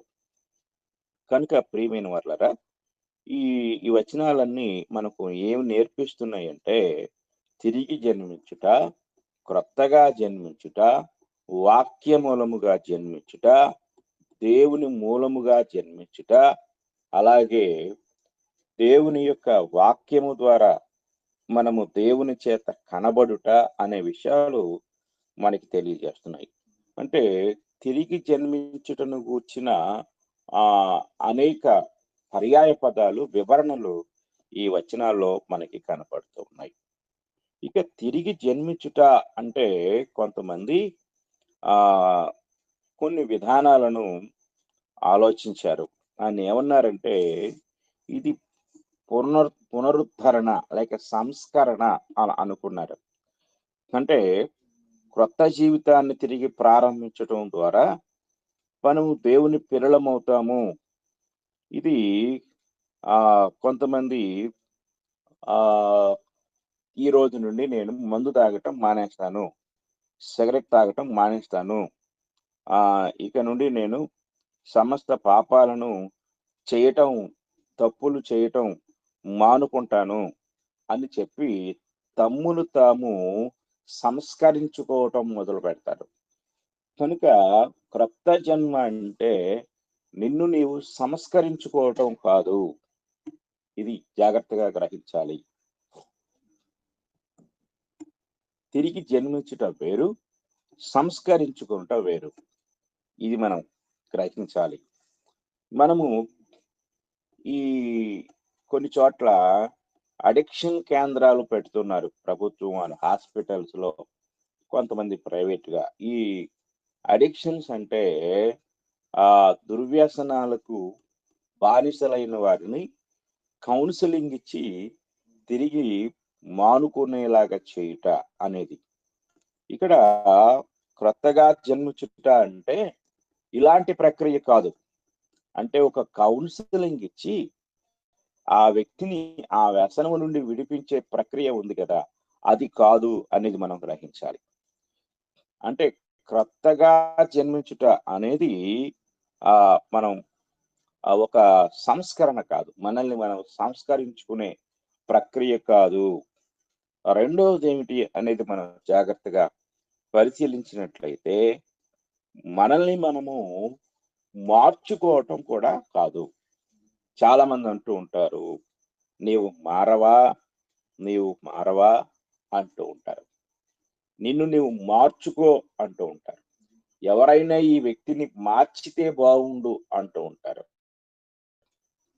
కనుక మనం ఆలోచించినట్లయితే ఇది ఒక మార్పు కాదు అనేది మనం చాలా జాగ్రత్తగా ఆలోచించవలసిన వారమై ఉన్నాము. కనుక దేవుని వాక్యాన్ని మనం పరిశీలించినట్లయితే అంటే రీజనరేషన్ లేక మరలా జన్మించుట అనేది ఒక రిఫార్మేషన్ కాదు, అనగా సంస్కరణ కాదు. అలాగే ఒక వ్యక్తి తన్ను తాను పునరుద్ధరించుకోవటం లేక మార్చుకోవటము కాదు అనేది మనం గ్రహించాలి. ఇక మనము పరిశీలించినట్లయితే మూడవది ఏమిటి అంటే ఇది ఒక ధృవీకరణ కాదు. నేను ధృవీకరిస్తున్నాను, నేటి నుండి ఈ వ్యక్తి ఒక క్రొత్త వ్యక్తి అయ్యాడు అని చెప్పి ఒక మత పెద్ద, ఒక మత నాయకుడు, లేక ఒక పూజారి, లేక ఒక క్రైస్తవ సేవకుడు, లేక దైవజనుడు కన్ఫర్మేషన్ చేయటం కాదు, అంటే ధృవీకరించడం కాదు. ఇది మనం చాలా జాగ్రత్తగా ఆలోచించవలసిన వారమై ఉన్నాము. కనుక క్రొత్త జన్మ అనే దాన్ని గురించి మనం ఆలోచిస్తూ ఉన్నప్పుడు చూడండి, కొందరు చర్చిలో ప్రార్థన చేయబడి అందరూ కలిసి అతని చుట్టూ చేరి ప్రార్థించి, లేక అందరూ కలిసి అతని తల మీద చేతులుంచి అతన్ని ప్రార్థించటము చేసినప్పుడు అది ఇక నుండి ఇతను ధృవీకరిస్తున్నాము, ఇతడు పరిశుద్ధుడైపోయాడు, ఇతడు మార్పు చెందాడు, ఇక నుండి ఇతనికి క్రొత్త జీవితాన్ని దేవుడు అనుగ్రహించాడు అనేది కాదు. లేక ఒక దీక్ష తీసుకోవటం కాదు. కొంతమంది నేను దీక్ష తీసుకుంటున్నాను, లేదా ఒక మాల వేసుకుంటున్నాను, ఇక నుండి నా జీవన విధానం అంతా కూడా చాలా వ్యత్యాసంగా ఉంటుంది, డిఫరెంట్ గా ఉంటుంది అని చెప్పి కొందరు ఒక దీక్షతో కూడిన సంస్కారాన్ని అది పొందుతూ ఉంటారు. రక్షణ దీనిని ఇవ్వదు. లేక క్రొత్త జన్మ అనేది ఇప్పుడు మనం చెప్పుకున్నవేవి కూడా క్రొత్త జన్మకు సంబంధించినవి కావు అనే విషయాలు మనము జాగ్రత్తగా పరిశీలించవలసిన వారమై ఉన్నాం. చాలా మంది ఇలాంటి భ్రమలో ఉన్నట్లుగా మనము గ్రహించవలసిన వారమై ఉన్నాం. కనుక క్రొత్త జన్మ అనేది ఇలాంటి ఒక భ్రమతో కూడిన విధానాన్ని చాలా మంది కలిగి ఉన్నారు. అలాగా మనము ఒక భ్రమతో కూడిన విధానంలో లోకములో ఏవైతే ఉన్నాయో వాటన్నిటినీ కూడా ఆ మనం క్రొత్త జన్మ అని, క్రొత్త జీవితము అని మనం ఎప్పుడూ కూడా ఆ ఆలోచించకూడదు. ఇక చాలా జాగ్రత్తగా మనం పరిశీలన చేసినట్లయితే దేవుని వాక్యం ఒక విషయాన్ని తెలియజేస్తా ఉంది. ఆ పేతురు మొదటి పత్రిక 3వ అధ్యాయము 21వ వచనాన్ని మనం చదువుకుందాం. పేతురు మొదటి పత్రిక 3వ అధ్యాయము 21వ వచనాన్ని కూడా మనం చదువుకున్నట్లయితే ఇక్కడ ఒక విషయాన్ని మనం గ్రహించాలి. ఇంకొక విషయాన్ని, అంటే ఈ వచనాన్ని చదివే ముందుగా మనం గ్రహించవలసిన విషయం ఏమిటంటే, ఇది నీటి బాప్తిస్మము కూడా కాదు అని మనం గ్రహించాలి. క్రొత్త జన్మ అనేది నీటి బాప్తిస్మము కాదు. 21వ వచనము, దానికి సాదృశ్యమైన బాప్తిస్మము ఇప్పుడు మిమ్మల్ని రక్షించుచున్నది. అదేదనగా శరీర మాలిన్యము తీసివేయుట కాదు గాని యేసుక్రీస్తు పునరుద్ధాన మూలముగా దేవుని విషయము నిర్మలమైన మనస్సాక్షినిచ్చు ప్రత్యుత్తరమే. ఇక్కడ గ్రహించవలసిన విషయం ఏమిటంటే, క్రొత్త జన్మ అంటే బాప్తిస్మము కాదు. ఇది మనం గ్రహించాలి. అంటే బాప్తిస్మము ద్వారా జరిగే ప్రక్రియ. అంటే కొంతమంది, నేను బాప్తిస్మం పొందాను అంటే క్రొత్తగా జన్మించాను, అంటే నీటిలో ముంచబడ్డాను కాబట్టి క్రొత్తగా జన్మించాను అని చాలా మంది అనుకుంటూ ఉంటారు. క్రొత్త జన్మ అంటే బాప్తిస్మము కాదు. క్రొత్త జన్మ, క్రొత్తగా జన్మించుటకు బాప్తిస్మము ఒక సాధనం అంతే. కాబట్టి బాప్తిస్మము వేరు, క్రొత్తగా జన్మించడం వేరు. ఒక వ్యక్తి బాప్తిస్మము అనే ప్రక్రియలో ప్రవేశించినప్పుడు అతడు ఈ దీనిని పొందుతాడు. దేనిని అంటే, యేసుక్రీస్తు పునరుద్ధాన మూలముగా దేవుని విషయము నిర్మలమైన మనస్సాక్షినిచ్చు ప్రత్యుత్తరమే అంటాడు. అంటే నిర్మలమైన మనస్సాక్షినిచ్చు ప్రత్యుత్తరము ఏమిటి అనేది మనం గమనించినప్పుడు క్రొత్త జన్మ అంటే బాప్తిస్మము నుండి వచ్చే రిజల్ట్, ఫలితమే క్రొత్త జన్మ యొక్క అనుభవం. అంతేకాని బాప్తిస్మమే క్రొత్త జన్మ కాదు. ఇది మనం గ్రహించాలి. ఇక్కడ ఒకవేళ బాప్తిస్మమే క్రొత్త జన్మ అయ్యుంటే బాప్తిస్మం పొందిన వారందరూ కూడా క్రొత్తగా జన్మించిన వారి యొక్క విధానాలన్నిటినీ కూడా కలిగి ఉంటారు. కానీ ఎందుకు బాప్తిస్మం పొందిన వారందరూ కూడా క్రొత్తగా కనిపించటం లేదు, క్రొత్త జీవితం లేదు, క్రొత్త మార్పు లేదు, క్రొత్త ఆలోచన లేవు, క్రొత్త నడవడిక లేదు, ఏమి కొత్తగా లేదు? కారణం ఏమిటి అంటే, ఇక్కడ బాప్తిస్మము అనే ఒక ప్రక్రియ వేరు, అలాగే క్రొత్త వ్యక్తిగా రూపాంతరం చెందటం వేరు. కనుక ఇది మనం చాలా జాగ్రత్తగా ఆలోచించవలసిన వారమై ఉన్నాం. కనుక నీటిలో ముంచబడుట అనే ఒక ప్రక్రియ మాత్రమే మనల్ని క్రొత్తగా జన్మింప చేయదు. అందుకే యేసుక్రీస్తు వారు 2 విషయాలను అక్కడ ఆయన మెన్షన్ చేశారు. యోహాను సువార్త 3వ అధ్యాయం 3 నుండి 5 వచనాల్లో నీటి మూలముగాను ఆత్మ మూలముగాను అన్నాడు. అంటే 2 ప్రక్రియలు అక్కడ మనకి కనపడుతున్నాయి. ఈ 2 ప్రక్రియలు జరిగించబడినప్పుడు వచ్చే రిజల్ట్ ఏమిటి అంటే క్రొత్త జన్మ, తిరిగి జన్మించుట.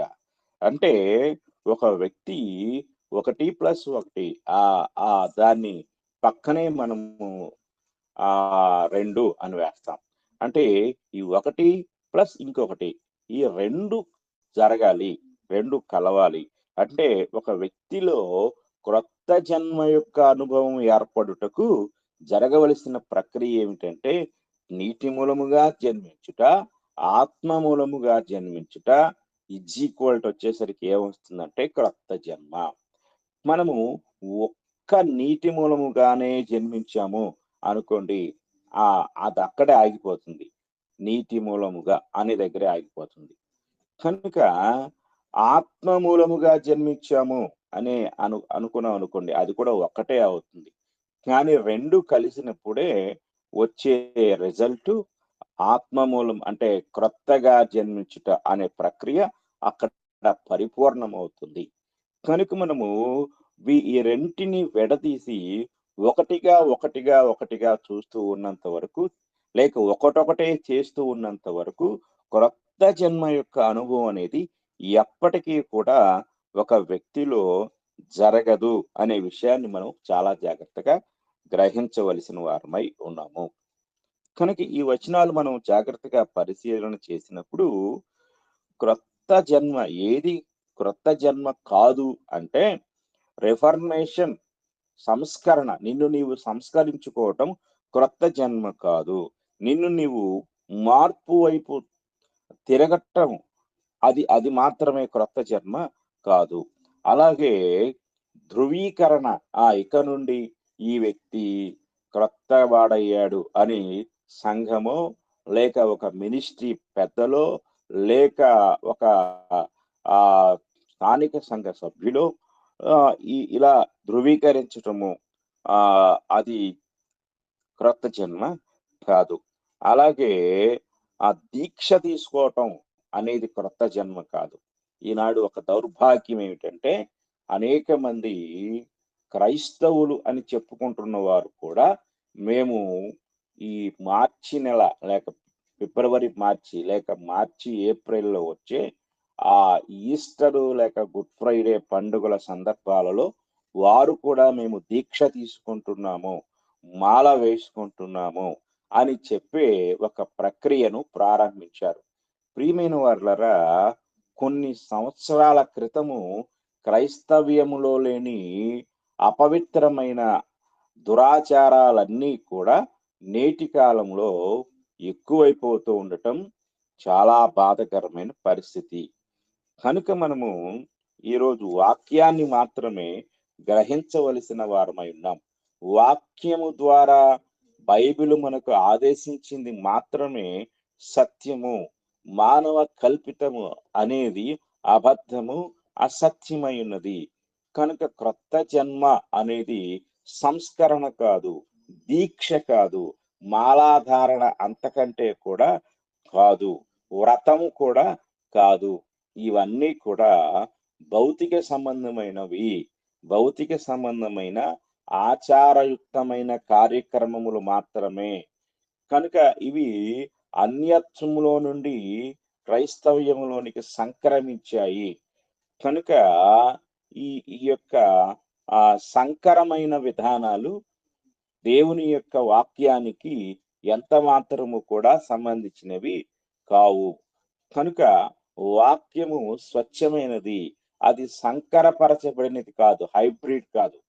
చూడండి, కొన్ని విత్తనాలను హైబ్రిడ్ చేసినప్పుడు మనం చూస్తూ ఉంటాం, ఒకే చెట్టుకి 4 రకాల పువ్వులు పూయటం, ఒక గులాబీ తెలుపు, ఒక గులాబీ ఎరుపు, ఒక గులాబీ అలాగే పసుపు, ఇలాంటి రకరకాల విధానాలతో సంకరపరచబడిన అది కాదు దేవుని యొక్క వాక్యము. కనుక మీరు ఎవరైనా ఇలాంటి సంకరమైన విధానాల్లో ఉంటే అది దేవుని వాక్యానికి విరుద్ధమని మనము గ్రహించవలసిన వారమై ఉన్నాం. వాక్యము ఒక్కటే, అది ఒకటిగానే ఉంటుంది, ఒకే సత్యాన్ని బోధిస్తుంది. ఇలాంటి సంకరమైన విధానాలను వాక్యములో ఎక్కడా మనము చూడలేము. మొదటి శతాబ్దంలో ఇలాంటి పద్ధతులు సంఘములోనికి అలా ప్రవేశించటానికి తొంగి చూసే క్రమములోనే అపోస్తలులు కూకటి వేళ్లతో సహా వాటిని పెకలించి వేశారు.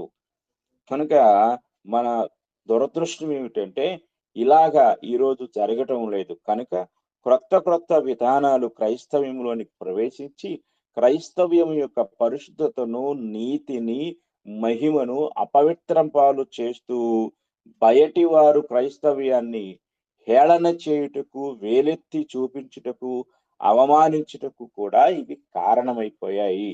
ఇదంతా సాతాను కల్పించే ఒక దుష్ట క్రియ. దీనిని మనము మెలకువతో గ్రహించి జాగ్రత్తగా ఉండవలసిన వారమై ఉన్నాం. కనుక ఇప్పుడు చెప్పుకున్నవేవి కూడా కాదు. ఆ తర్వాత విషయాన్ని మనం జాగ్రత్తగా ఆలోచించినట్లయితే ఇంకొకటి 5వది ఏమిటంటే చర్చి మెంబర్షిప్ అనేది కాదు అనేది మనం చాలా జాగ్రత్తగా గ్రహించవలసిన వారమై ఉన్నాము. కనుక కొంతమంది కొత్తగా జన్మించుట అంటే సంఘ సభ్యత్వం తీసుకుంటే మేము కొత్తగా జన్మించినట్లే అని కొంతమంది అనుకుంటూ ఉంటారు. ప్రారంభ దినాలలో మనము అంటే 6వ శతాబ్దంలోకి వచ్చేసరికి అక్కడ మరి పోపు పాప పరిహార పత్రాలను అమ్మి ఆ పాప పరిహార పత్రాలు ఎవరైతే కొనుక్కుంటారో వాళ్ళు సంఘ ప్రవేశాన్ని పొందారు, పాప విమోచన జరిగించబడింది, నాటి నుండి వారు సంఘ సభ్యులు అని ఒక విధానాన్ని తీసుకొచ్చారు. కనుక చర్చి మెంబర్షిప్ అనేది, సంఘ సభ్యత్వం అనేది కొత్త జన్మ కాదు. కనుక మనం జాగ్రత్తగా గ్రహించవలసిన వారమై ఉన్నాం. కాబట్టి కొంతమంది ఈ సంఘములో చేర్చబడితే నేను కొత్తగా జన్మించిన వాడిని అవుతాను, కనుక చాలా మంది సభ్యత్వం తీసుకోండి అంటూ ఉంటారు. సభ్యత్వం తీసుకోవడానికి కొంత అమౌంట్ చెల్లించాలి. కనుక ఇది అమౌంట్ చెల్లించి అంటే వెల ఇచ్చి కొనుక్కునే ఒక వస్తువు కాదు. కనుక సంఘ సభ్యత్వము అనేది క్రొత్త జన్మ కాదు అనేది మనం గ్రహించాలి. తర్వాత 6వ విషయాన్ని మనం ఆలోచించినట్లయితే ప్రభురాత్రి భోజనంలో పాలు పంపులు పొందుట అనేది కొంతమంది క్రొత్త జన్మ అనుకుంటూ ఉంటారు. కనుక ప్రభురాత్రి భోజనంలో పాల్గొనుట అనే ప్రక్రియ క్రొత్త జన్మ కాదు. కొంతమంది కొన్ని సంఘాలలో మనం చూసినట్లయితే మీరు తీర్మానం తీసుకోండి, ఈరోజు మీరు తీర్మానించుకున్నట్లయితే ప్రభువు మీతో మాట్లాడతారు. తీర్మానించుకున్న వారందరూ చేతులు ఎత్తినట్లయితే వారందరికీ ఈ రోజే మొట్టమొదటిగా ఈ యొక్క దాన్ని ఏమంటారు అంటే సంస్కారం, ప్రభు సంస్కారం ఇస్తాము. ఆ సంస్కారం ఇచ్చిన నాటి నుండి మీరు క్రొత్తగా జన్మించిన వారైపోతారు అని చెప్పి వారిని మోకరింపచేసి ప్రార్థన చేస్తూ ఆ కార్యక్రమాన్ని నడిపించే ఒక పాస్టరు లేక ఒక సేవకుడు అనబడిన వ్యక్తి ఆ ప్రార్థించిన ఒక రొట్టె ముక్కను ద్రాక్షారసములో ముంచి అతని నోరు తెరిచి నోటిలో వేస్తాడు. అలా నోటిలో వేయుట ద్వారా అతను ఏమవుతాడు అంటే అక్కడ నుండి కొత్తగా జన్మించిన వాడుగా ఆ సంఘము చేత తీర్మానించబడుతూ ఉంటాడు. కనుక ఇది కాదు క్రొత్త జన్మ అంటే, ఇది కాదు. ఇది మనం చాలా జాగ్రత్తగా గ్రహించాలి. ఇక 7వ పాయింట్లోనికి మనం వచ్చినట్లయితే 7వ విషయం ఏమిటి అంటే మనము చాలా జాగ్రత్తగా గ్రహించవలసిన విషయము ఇది క్రొత్త జన్మ. క్రొత్త జన్మ అంటే క్రొత్త జన్మే. పైన చెప్పుకున్నవేవి కూడా క్రొత్త జన్మ కాదు. క్రొత్త జన్మ అంటే నీటి మూలముగా ఆత్మ మూలముగా జన్మించుట అంటే ఆత్మ సంబంధమైన ప్రక్రియ అతని జీవితంలో జరగాలి. ఆత్మ సంబంధమైన ప్రక్రియ జరగకుండా అతడు క్రొత్తవాడు కాలేడు. కనుక మనం గ్రహించాలి. నేను పనిచేస్తున్న ఒక స్థానిక సంఘములో అక్కడ ఇంకొక సంఘం కూడా ఉంది. ఆ సంఘములో వారందరూ కూడా అక్కడ ఉన్న ఆ సంఘానికి చెందిన నాయకులు వచ్చి మీరు నీటి బాప్తిస్మము పొందుకుంటే మేము మీకు ఒక పెద్ద చర్చి బిల్డింగ్ కట్టిస్తాము. ఆ చర్చి బిల్డింగ్ అనేది ఎంత పెద్దది కావాలి అంటే మీరు ఎంత మంది నీటిలో మునిగితే అంటే కౌంటింగ్ నంబర్ మాకు వస్తే అంత పెద్ద బిల్డింగ్ ఉచితంగా మేము కట్టిస్తాము అని చెప్పినప్పుడు చాలా మంది ఆ ప్రక్కనే ఉన్న నాగార్జున సాగర్ కాలువ దగ్గరికి వెళ్ళి ఒక 500 మంది మునిగారు. ఆ 500 మంది అక్కడ మునగటానికి వెళ్ళినప్పుడు సుమారు 800 మంది అక్కడికి వెళ్ళారు. ఈ 800 మంది ఆ వరుసన కాలువ మీద నిలబడినప్పుడు అక్కడ కౌంటింగ్ అంకె మాత్రమే కావాలి కాబట్టి మునిగిన వాళ్ళే మరలా మరలా మునిగారు. ఇలా వాళ్ళ దృష్టిలో ఏం కావాలి అంటే పెద్ద బిల్డింగ్ కావాలి, అది ఉచితంగా కట్టిస్తా ఉంటున్నారు. కాబట్టి వాళ్ళు ఏం చేశారు అంటే మరలా మరలా ఊరికే నీటిలో మునిగారు. వాళ్ళకి తెలియదు అంటే అసలు క్రొత్త జన్మ అనేది అక్కడ జరగలేదు. కనుక క్రొత్త జన్మలో 2 ప్రక్రియలు ఉన్నాయి. నీటి మూలముగా అనగా నీటిలో ముంచబట్టు ద్వారా, ఆత్మ మూలముగా అనగా ఆత్మ సంబంధమైన ఆ ఒక మార్పు మనలో జరుగుట ద్వారా ఇది మన జీవితంలో సంభవిస్తుంది. కనుక ఒక వచనాన్ని మనం చదువుకుందాము. 2వ కొరింథీ పత్రిక 5వ అధ్యాయం 17వ వచనం. 2వ కొరింథీ పత్రిక 5వ అధ్యాయము 17వ వచనాన్ని మనం చదువుకున్నట్లయితే అక్కడ పౌలు గారు కొరింథీ సంఘంతో మాట్లాడే మాట మనం చదువుకుందాం. కాగా ఎవడైనను క్రీస్తునందున్న ఎడల వాడు నూతన సృష్టి, పాతవి గతించెను, ఇదిగో క్రొత్తవాయెను. చాలా జాగ్రత్తగా మనం ఆలోచించవలసిన వారమై ఉన్నాం. ఇక్కడ ఎవడైనను క్రీస్తునందు అనగా క్రొత్త జన్మ అనగా క్రీస్తులోనికి ప్రవేశించుట.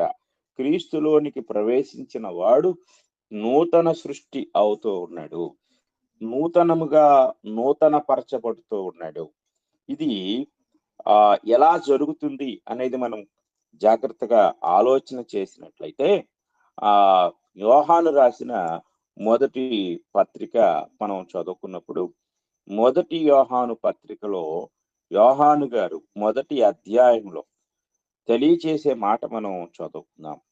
చూడండి, మొదటి యోహాను పత్రిక మొదటి అధ్యాయము 7వ వచనాన్ని మనం చదువుకుందాం. అయితే ఆయన వెలుగులోనున్న ప్రకారము మనమును వెలుగులో నడిచిన ఎడల మనము అన్యోన్య సహవాసము గలవారమై ఉందుము.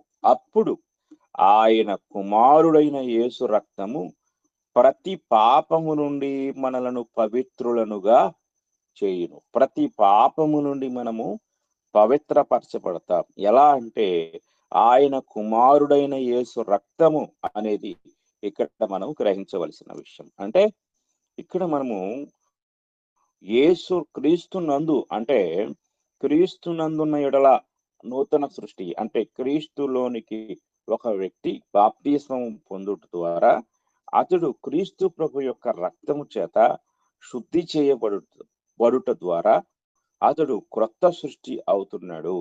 కనుక పాతవి గతించెను, ఇదిగో క్రొత్తవాయెను. పాతవి గతించకుండా క్రొత్తది లేదు. కనుక మనము ముందుగా పాతవి మన జీవితాల్లో గతించాలి. అలా గతించకుండా మనము క్రొత్త వారము కాలేము. క్రొత్తగా అయ్యాము అని చెప్పుకుంటూ పాత క్రియలు చేస్తూ ఉన్నాము అనుకోండి, అప్పుడు మనం క్రొత్త వారం ఎలా అవుతాము ఆలోచించాలి. అలాగే జాగ్రత్తగా మనం పరిశీలించినప్పుడు పౌలు గారు తన యొక్క స్వీయ సాక్ష్యాన్ని 3 సార్లు మనము అపోస్తుల కార్యంలో వినగలం, చూడగలం.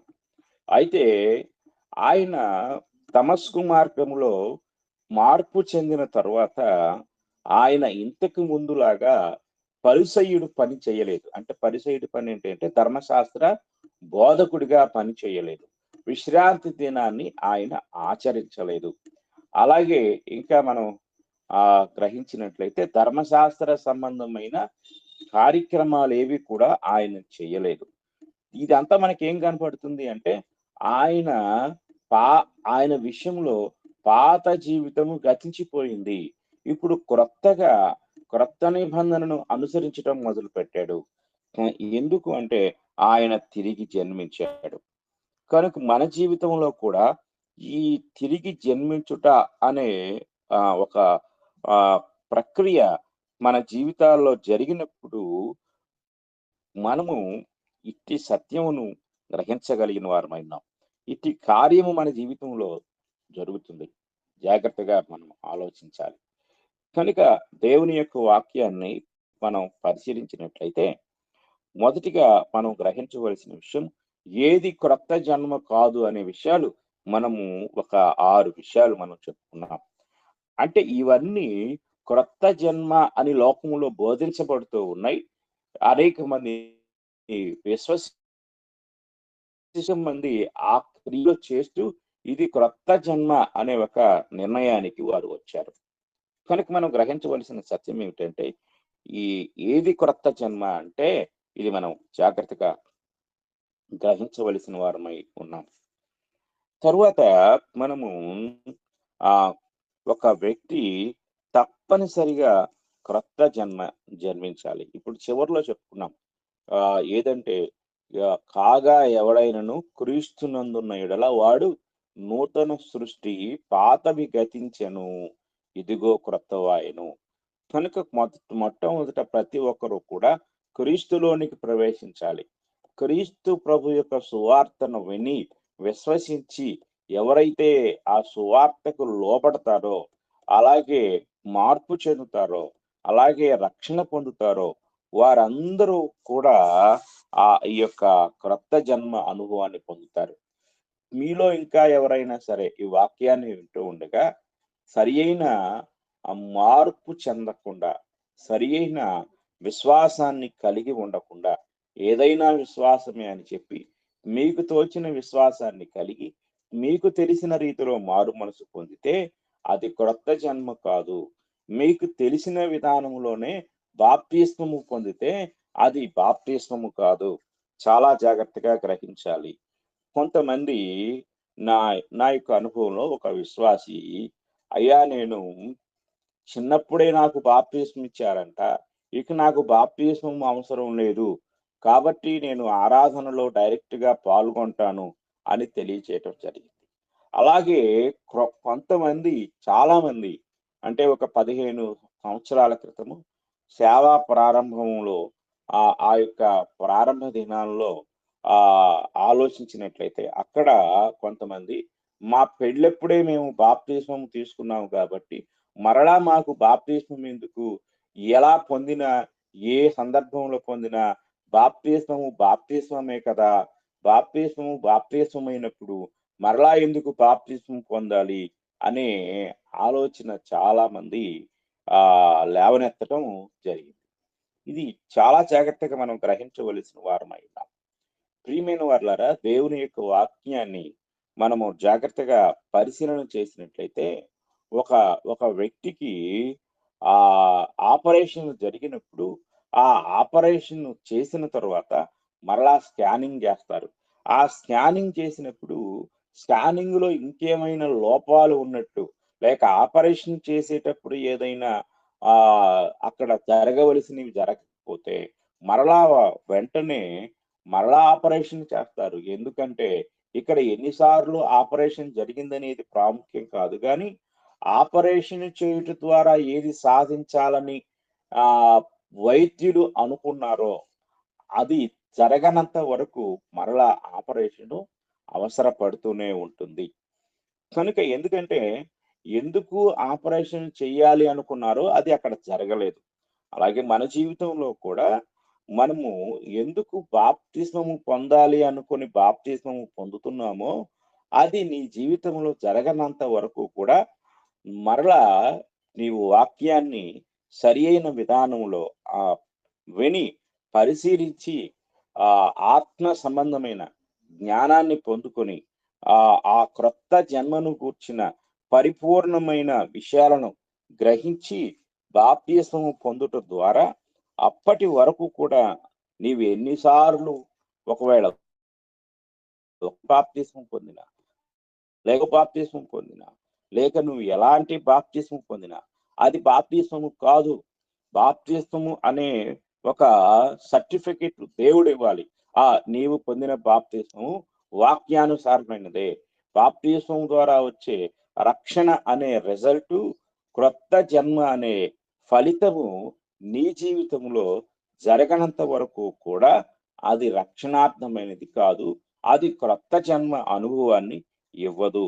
కనుక ఈ విషయాలన్నింటినీ కూడా ప్రతి ఒక్కరూ కూడా గ్రహించి ఈ క్రొత్త జన్మ అనుభవాన్ని ప్రతి ఒక్కరూ పొందాలి అని ఇంకా ఎవరైతే ఆలోచిస్తూ ఉన్నారో లేక పొందకుండా ఉన్నారో, లేక ఎవరైనా పొందామనే భ్రమలో ఉన్నారో మీరందరూ కూడా పరిశీలించుకొని వాక్యానుసారమైన విధానములో పైన చెప్పినవేవి 6 విషయాలు అవి క్రొత్త జన్మ కాదని, సరి అయిన రీతిలో క్రొత్తగా జన్మించాలని నేను మీకు తెలియజేస్తూ ఈ మాటలు ముగిస్తూ ఉన్నాను.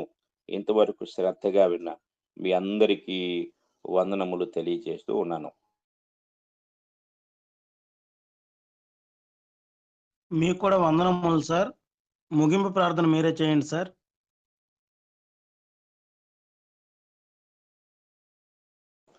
పరిశుద్ధుడు అయిన తండ్రి, మమ్ములను మరలా తిరిగి జన్మింపు చేయుటకు మీ కుమారుని యొక్క శిలువ మరణమును అనుగ్రహించారు, బలియాగమును అనుగ్రహించారు, ప్రశస్తమైన రక్తమును అనుగ్రహించారు.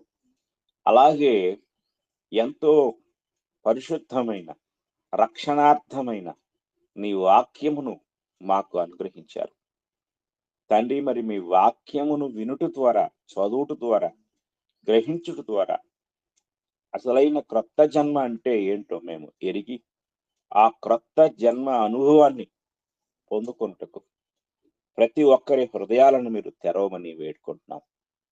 మా గొప్ప తండ్రి, మీకు స్తోత్రములు. నశించిపోయిన ఈ లోకంలో పతనమైపోయిన స్థితిలో ఉన్న ప్రతి మానవుని మరలా క్రొత్త జన్మ అనుభవాన్ని ఇచ్చుటకు నీ వాక్యం ద్వారా అనేక సంగతులు బయలుపరుస్తున్నందుకు మీకు స్తోత్రములు. ఏది క్రొత్త జన్మ అనే భ్రమలో ఇంతవరకు మేము ఉన్నామో అది అసలు క్రొత్త జన్మ కాదు అని మీ వాక్యం ద్వారా బయలుపరిచారు. కనుక ఇంకా క్రొత్త జన్మ అనుభవానికి సంబంధం లేకుండా ఎంతమంది జీవిస్తూ మేము క్రొత్తగా జన్మించామనే భ్రమలో మోసపూరితమైన విధానాల్లో ఉన్నారో వారందరి హృదయాలను మీరు తెరవండి. అసలైన క్రొత్త జన్మ అనుభవానికి వచ్చుటకు కృప అనుగ్రహించండి. దేవా, మీకు స్తోత్రం.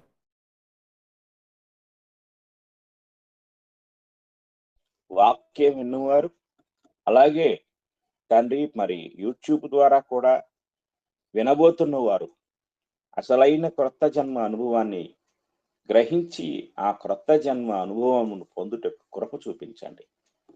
దేవా, మీకు స్తోత్రాలు చెల్లిస్తున్నాం. దయగలిగిన తండ్రి, కనికరించమని వేడుకుంటున్నాం. మా తండ్రి, మీకు స్తుతులు చెల్లిస్తున్నాం. అలాగే మా తండ్రి, ఈ యొక్క ఉదయకాల సమయంలో తండ్రి మరి మా ప్రియ సహోదరి సహోదరులందరూ ఎంతో ఆసక్తిగా ఈ గ్రూప్ లో చేరి ఉండగా వారిని వారి కుటుంబాలను దీవించి ఆశీర్వదించండి. అలాగే ఆన్లైన్ బైబిల్ ఇన్స్టిట్యూట్ ను కూడా మీరు దీవించి ఆశీర్వదించండి. అలాగే మా తండ్రి, బలహీనులుగా ఉన్న సహోదరులు వసంతరావు గారిని, అలాగే హరిత కుమారి గారి యొక్క భర్త గారిని, అలాగే ఇద్దరు చిన్న బిడ్డలను, ఇంకా మా కుటుంబాల్లోనూ మా స్థానిక సంఘాల్లోనూ, అలాగే ఈ యొక్క వాక్యాన్ని వింటున్న వారిలోనూ ఎవరైనా రోగగ్రస్తులుగా బలహీనులుగా ఉంటే మీరు దీవించండి, ఆశీర్వదించండి. మీ కృప, మీ జ్ఞానం, మీ సహాయం అనుగ్రహించండి. తండ్రి, మీకు స్తుతులు, స్తోత్రాలు, కృతజ్ఞతలు చెల్లిస్తున్నాం. మా గొప్ప తండ్రి, కనికరించమని, కృప చూపించమని వేడుకుంటున్నాం. మీ చిత్తానుసారమైన జ్ఞానముతో, వివేకముతో, విశ్వాసముతో, విధేయతతో నడిపించమని కూడా వేడుకుంటున్నాం. తండ్రి, మీకే స్తుతులు, స్తోత్రములు, కృతజ్ఞతలు చెల్లిస్తున్నాం. దయగలిగిన తండ్రి, కనికరించండి. మీ కృప, మీ జ్ఞానం, మీ సహాయం నిండుగా మెండుగా మాకు అనుగ్రహించి ఆశీర్వదించమని వేడుకుంటున్నాం. మా తండ్రి, ఈ కార్యక్రమం అంతటినీ కూడా నడిపిస్తూ ఉన్నాం. తండ్రి, మీ దాసులు, తండ్రి మీ దాసురాలు, అలాగే వారికి ఇచ్చిన పిల్లలను, వారి కుటుంబాన్ని మీరు ఆశీర్వదించండి. అలాగే మా తండ్రి, నాకంటే ముందుగా ప్రార్థన చేసిన వారు, అలాగే వాక్యం చదివిన వారు, అలాగే వాక్యాన్ని వివరించిన మీ దాసులను మీరు ఇంకను దీవించి బలపరిచి మీ పరిచర్య నిమిత్తము ప్రతి ఒక్కరూ ఇంకా బలమైన సాధనాలుగా వాడబడే భాగ్యం దయచేయమని మీ కృపచేత దీవించి ఆశీర్వదించమని ఈ ప్రార్థన మా ప్రభు అయిన యేసుక్రీస్తు వారి పరిశుద్ధ నామములు అడిగి వేడుకుంటున్నాము తండ్రి. ఆమేన్.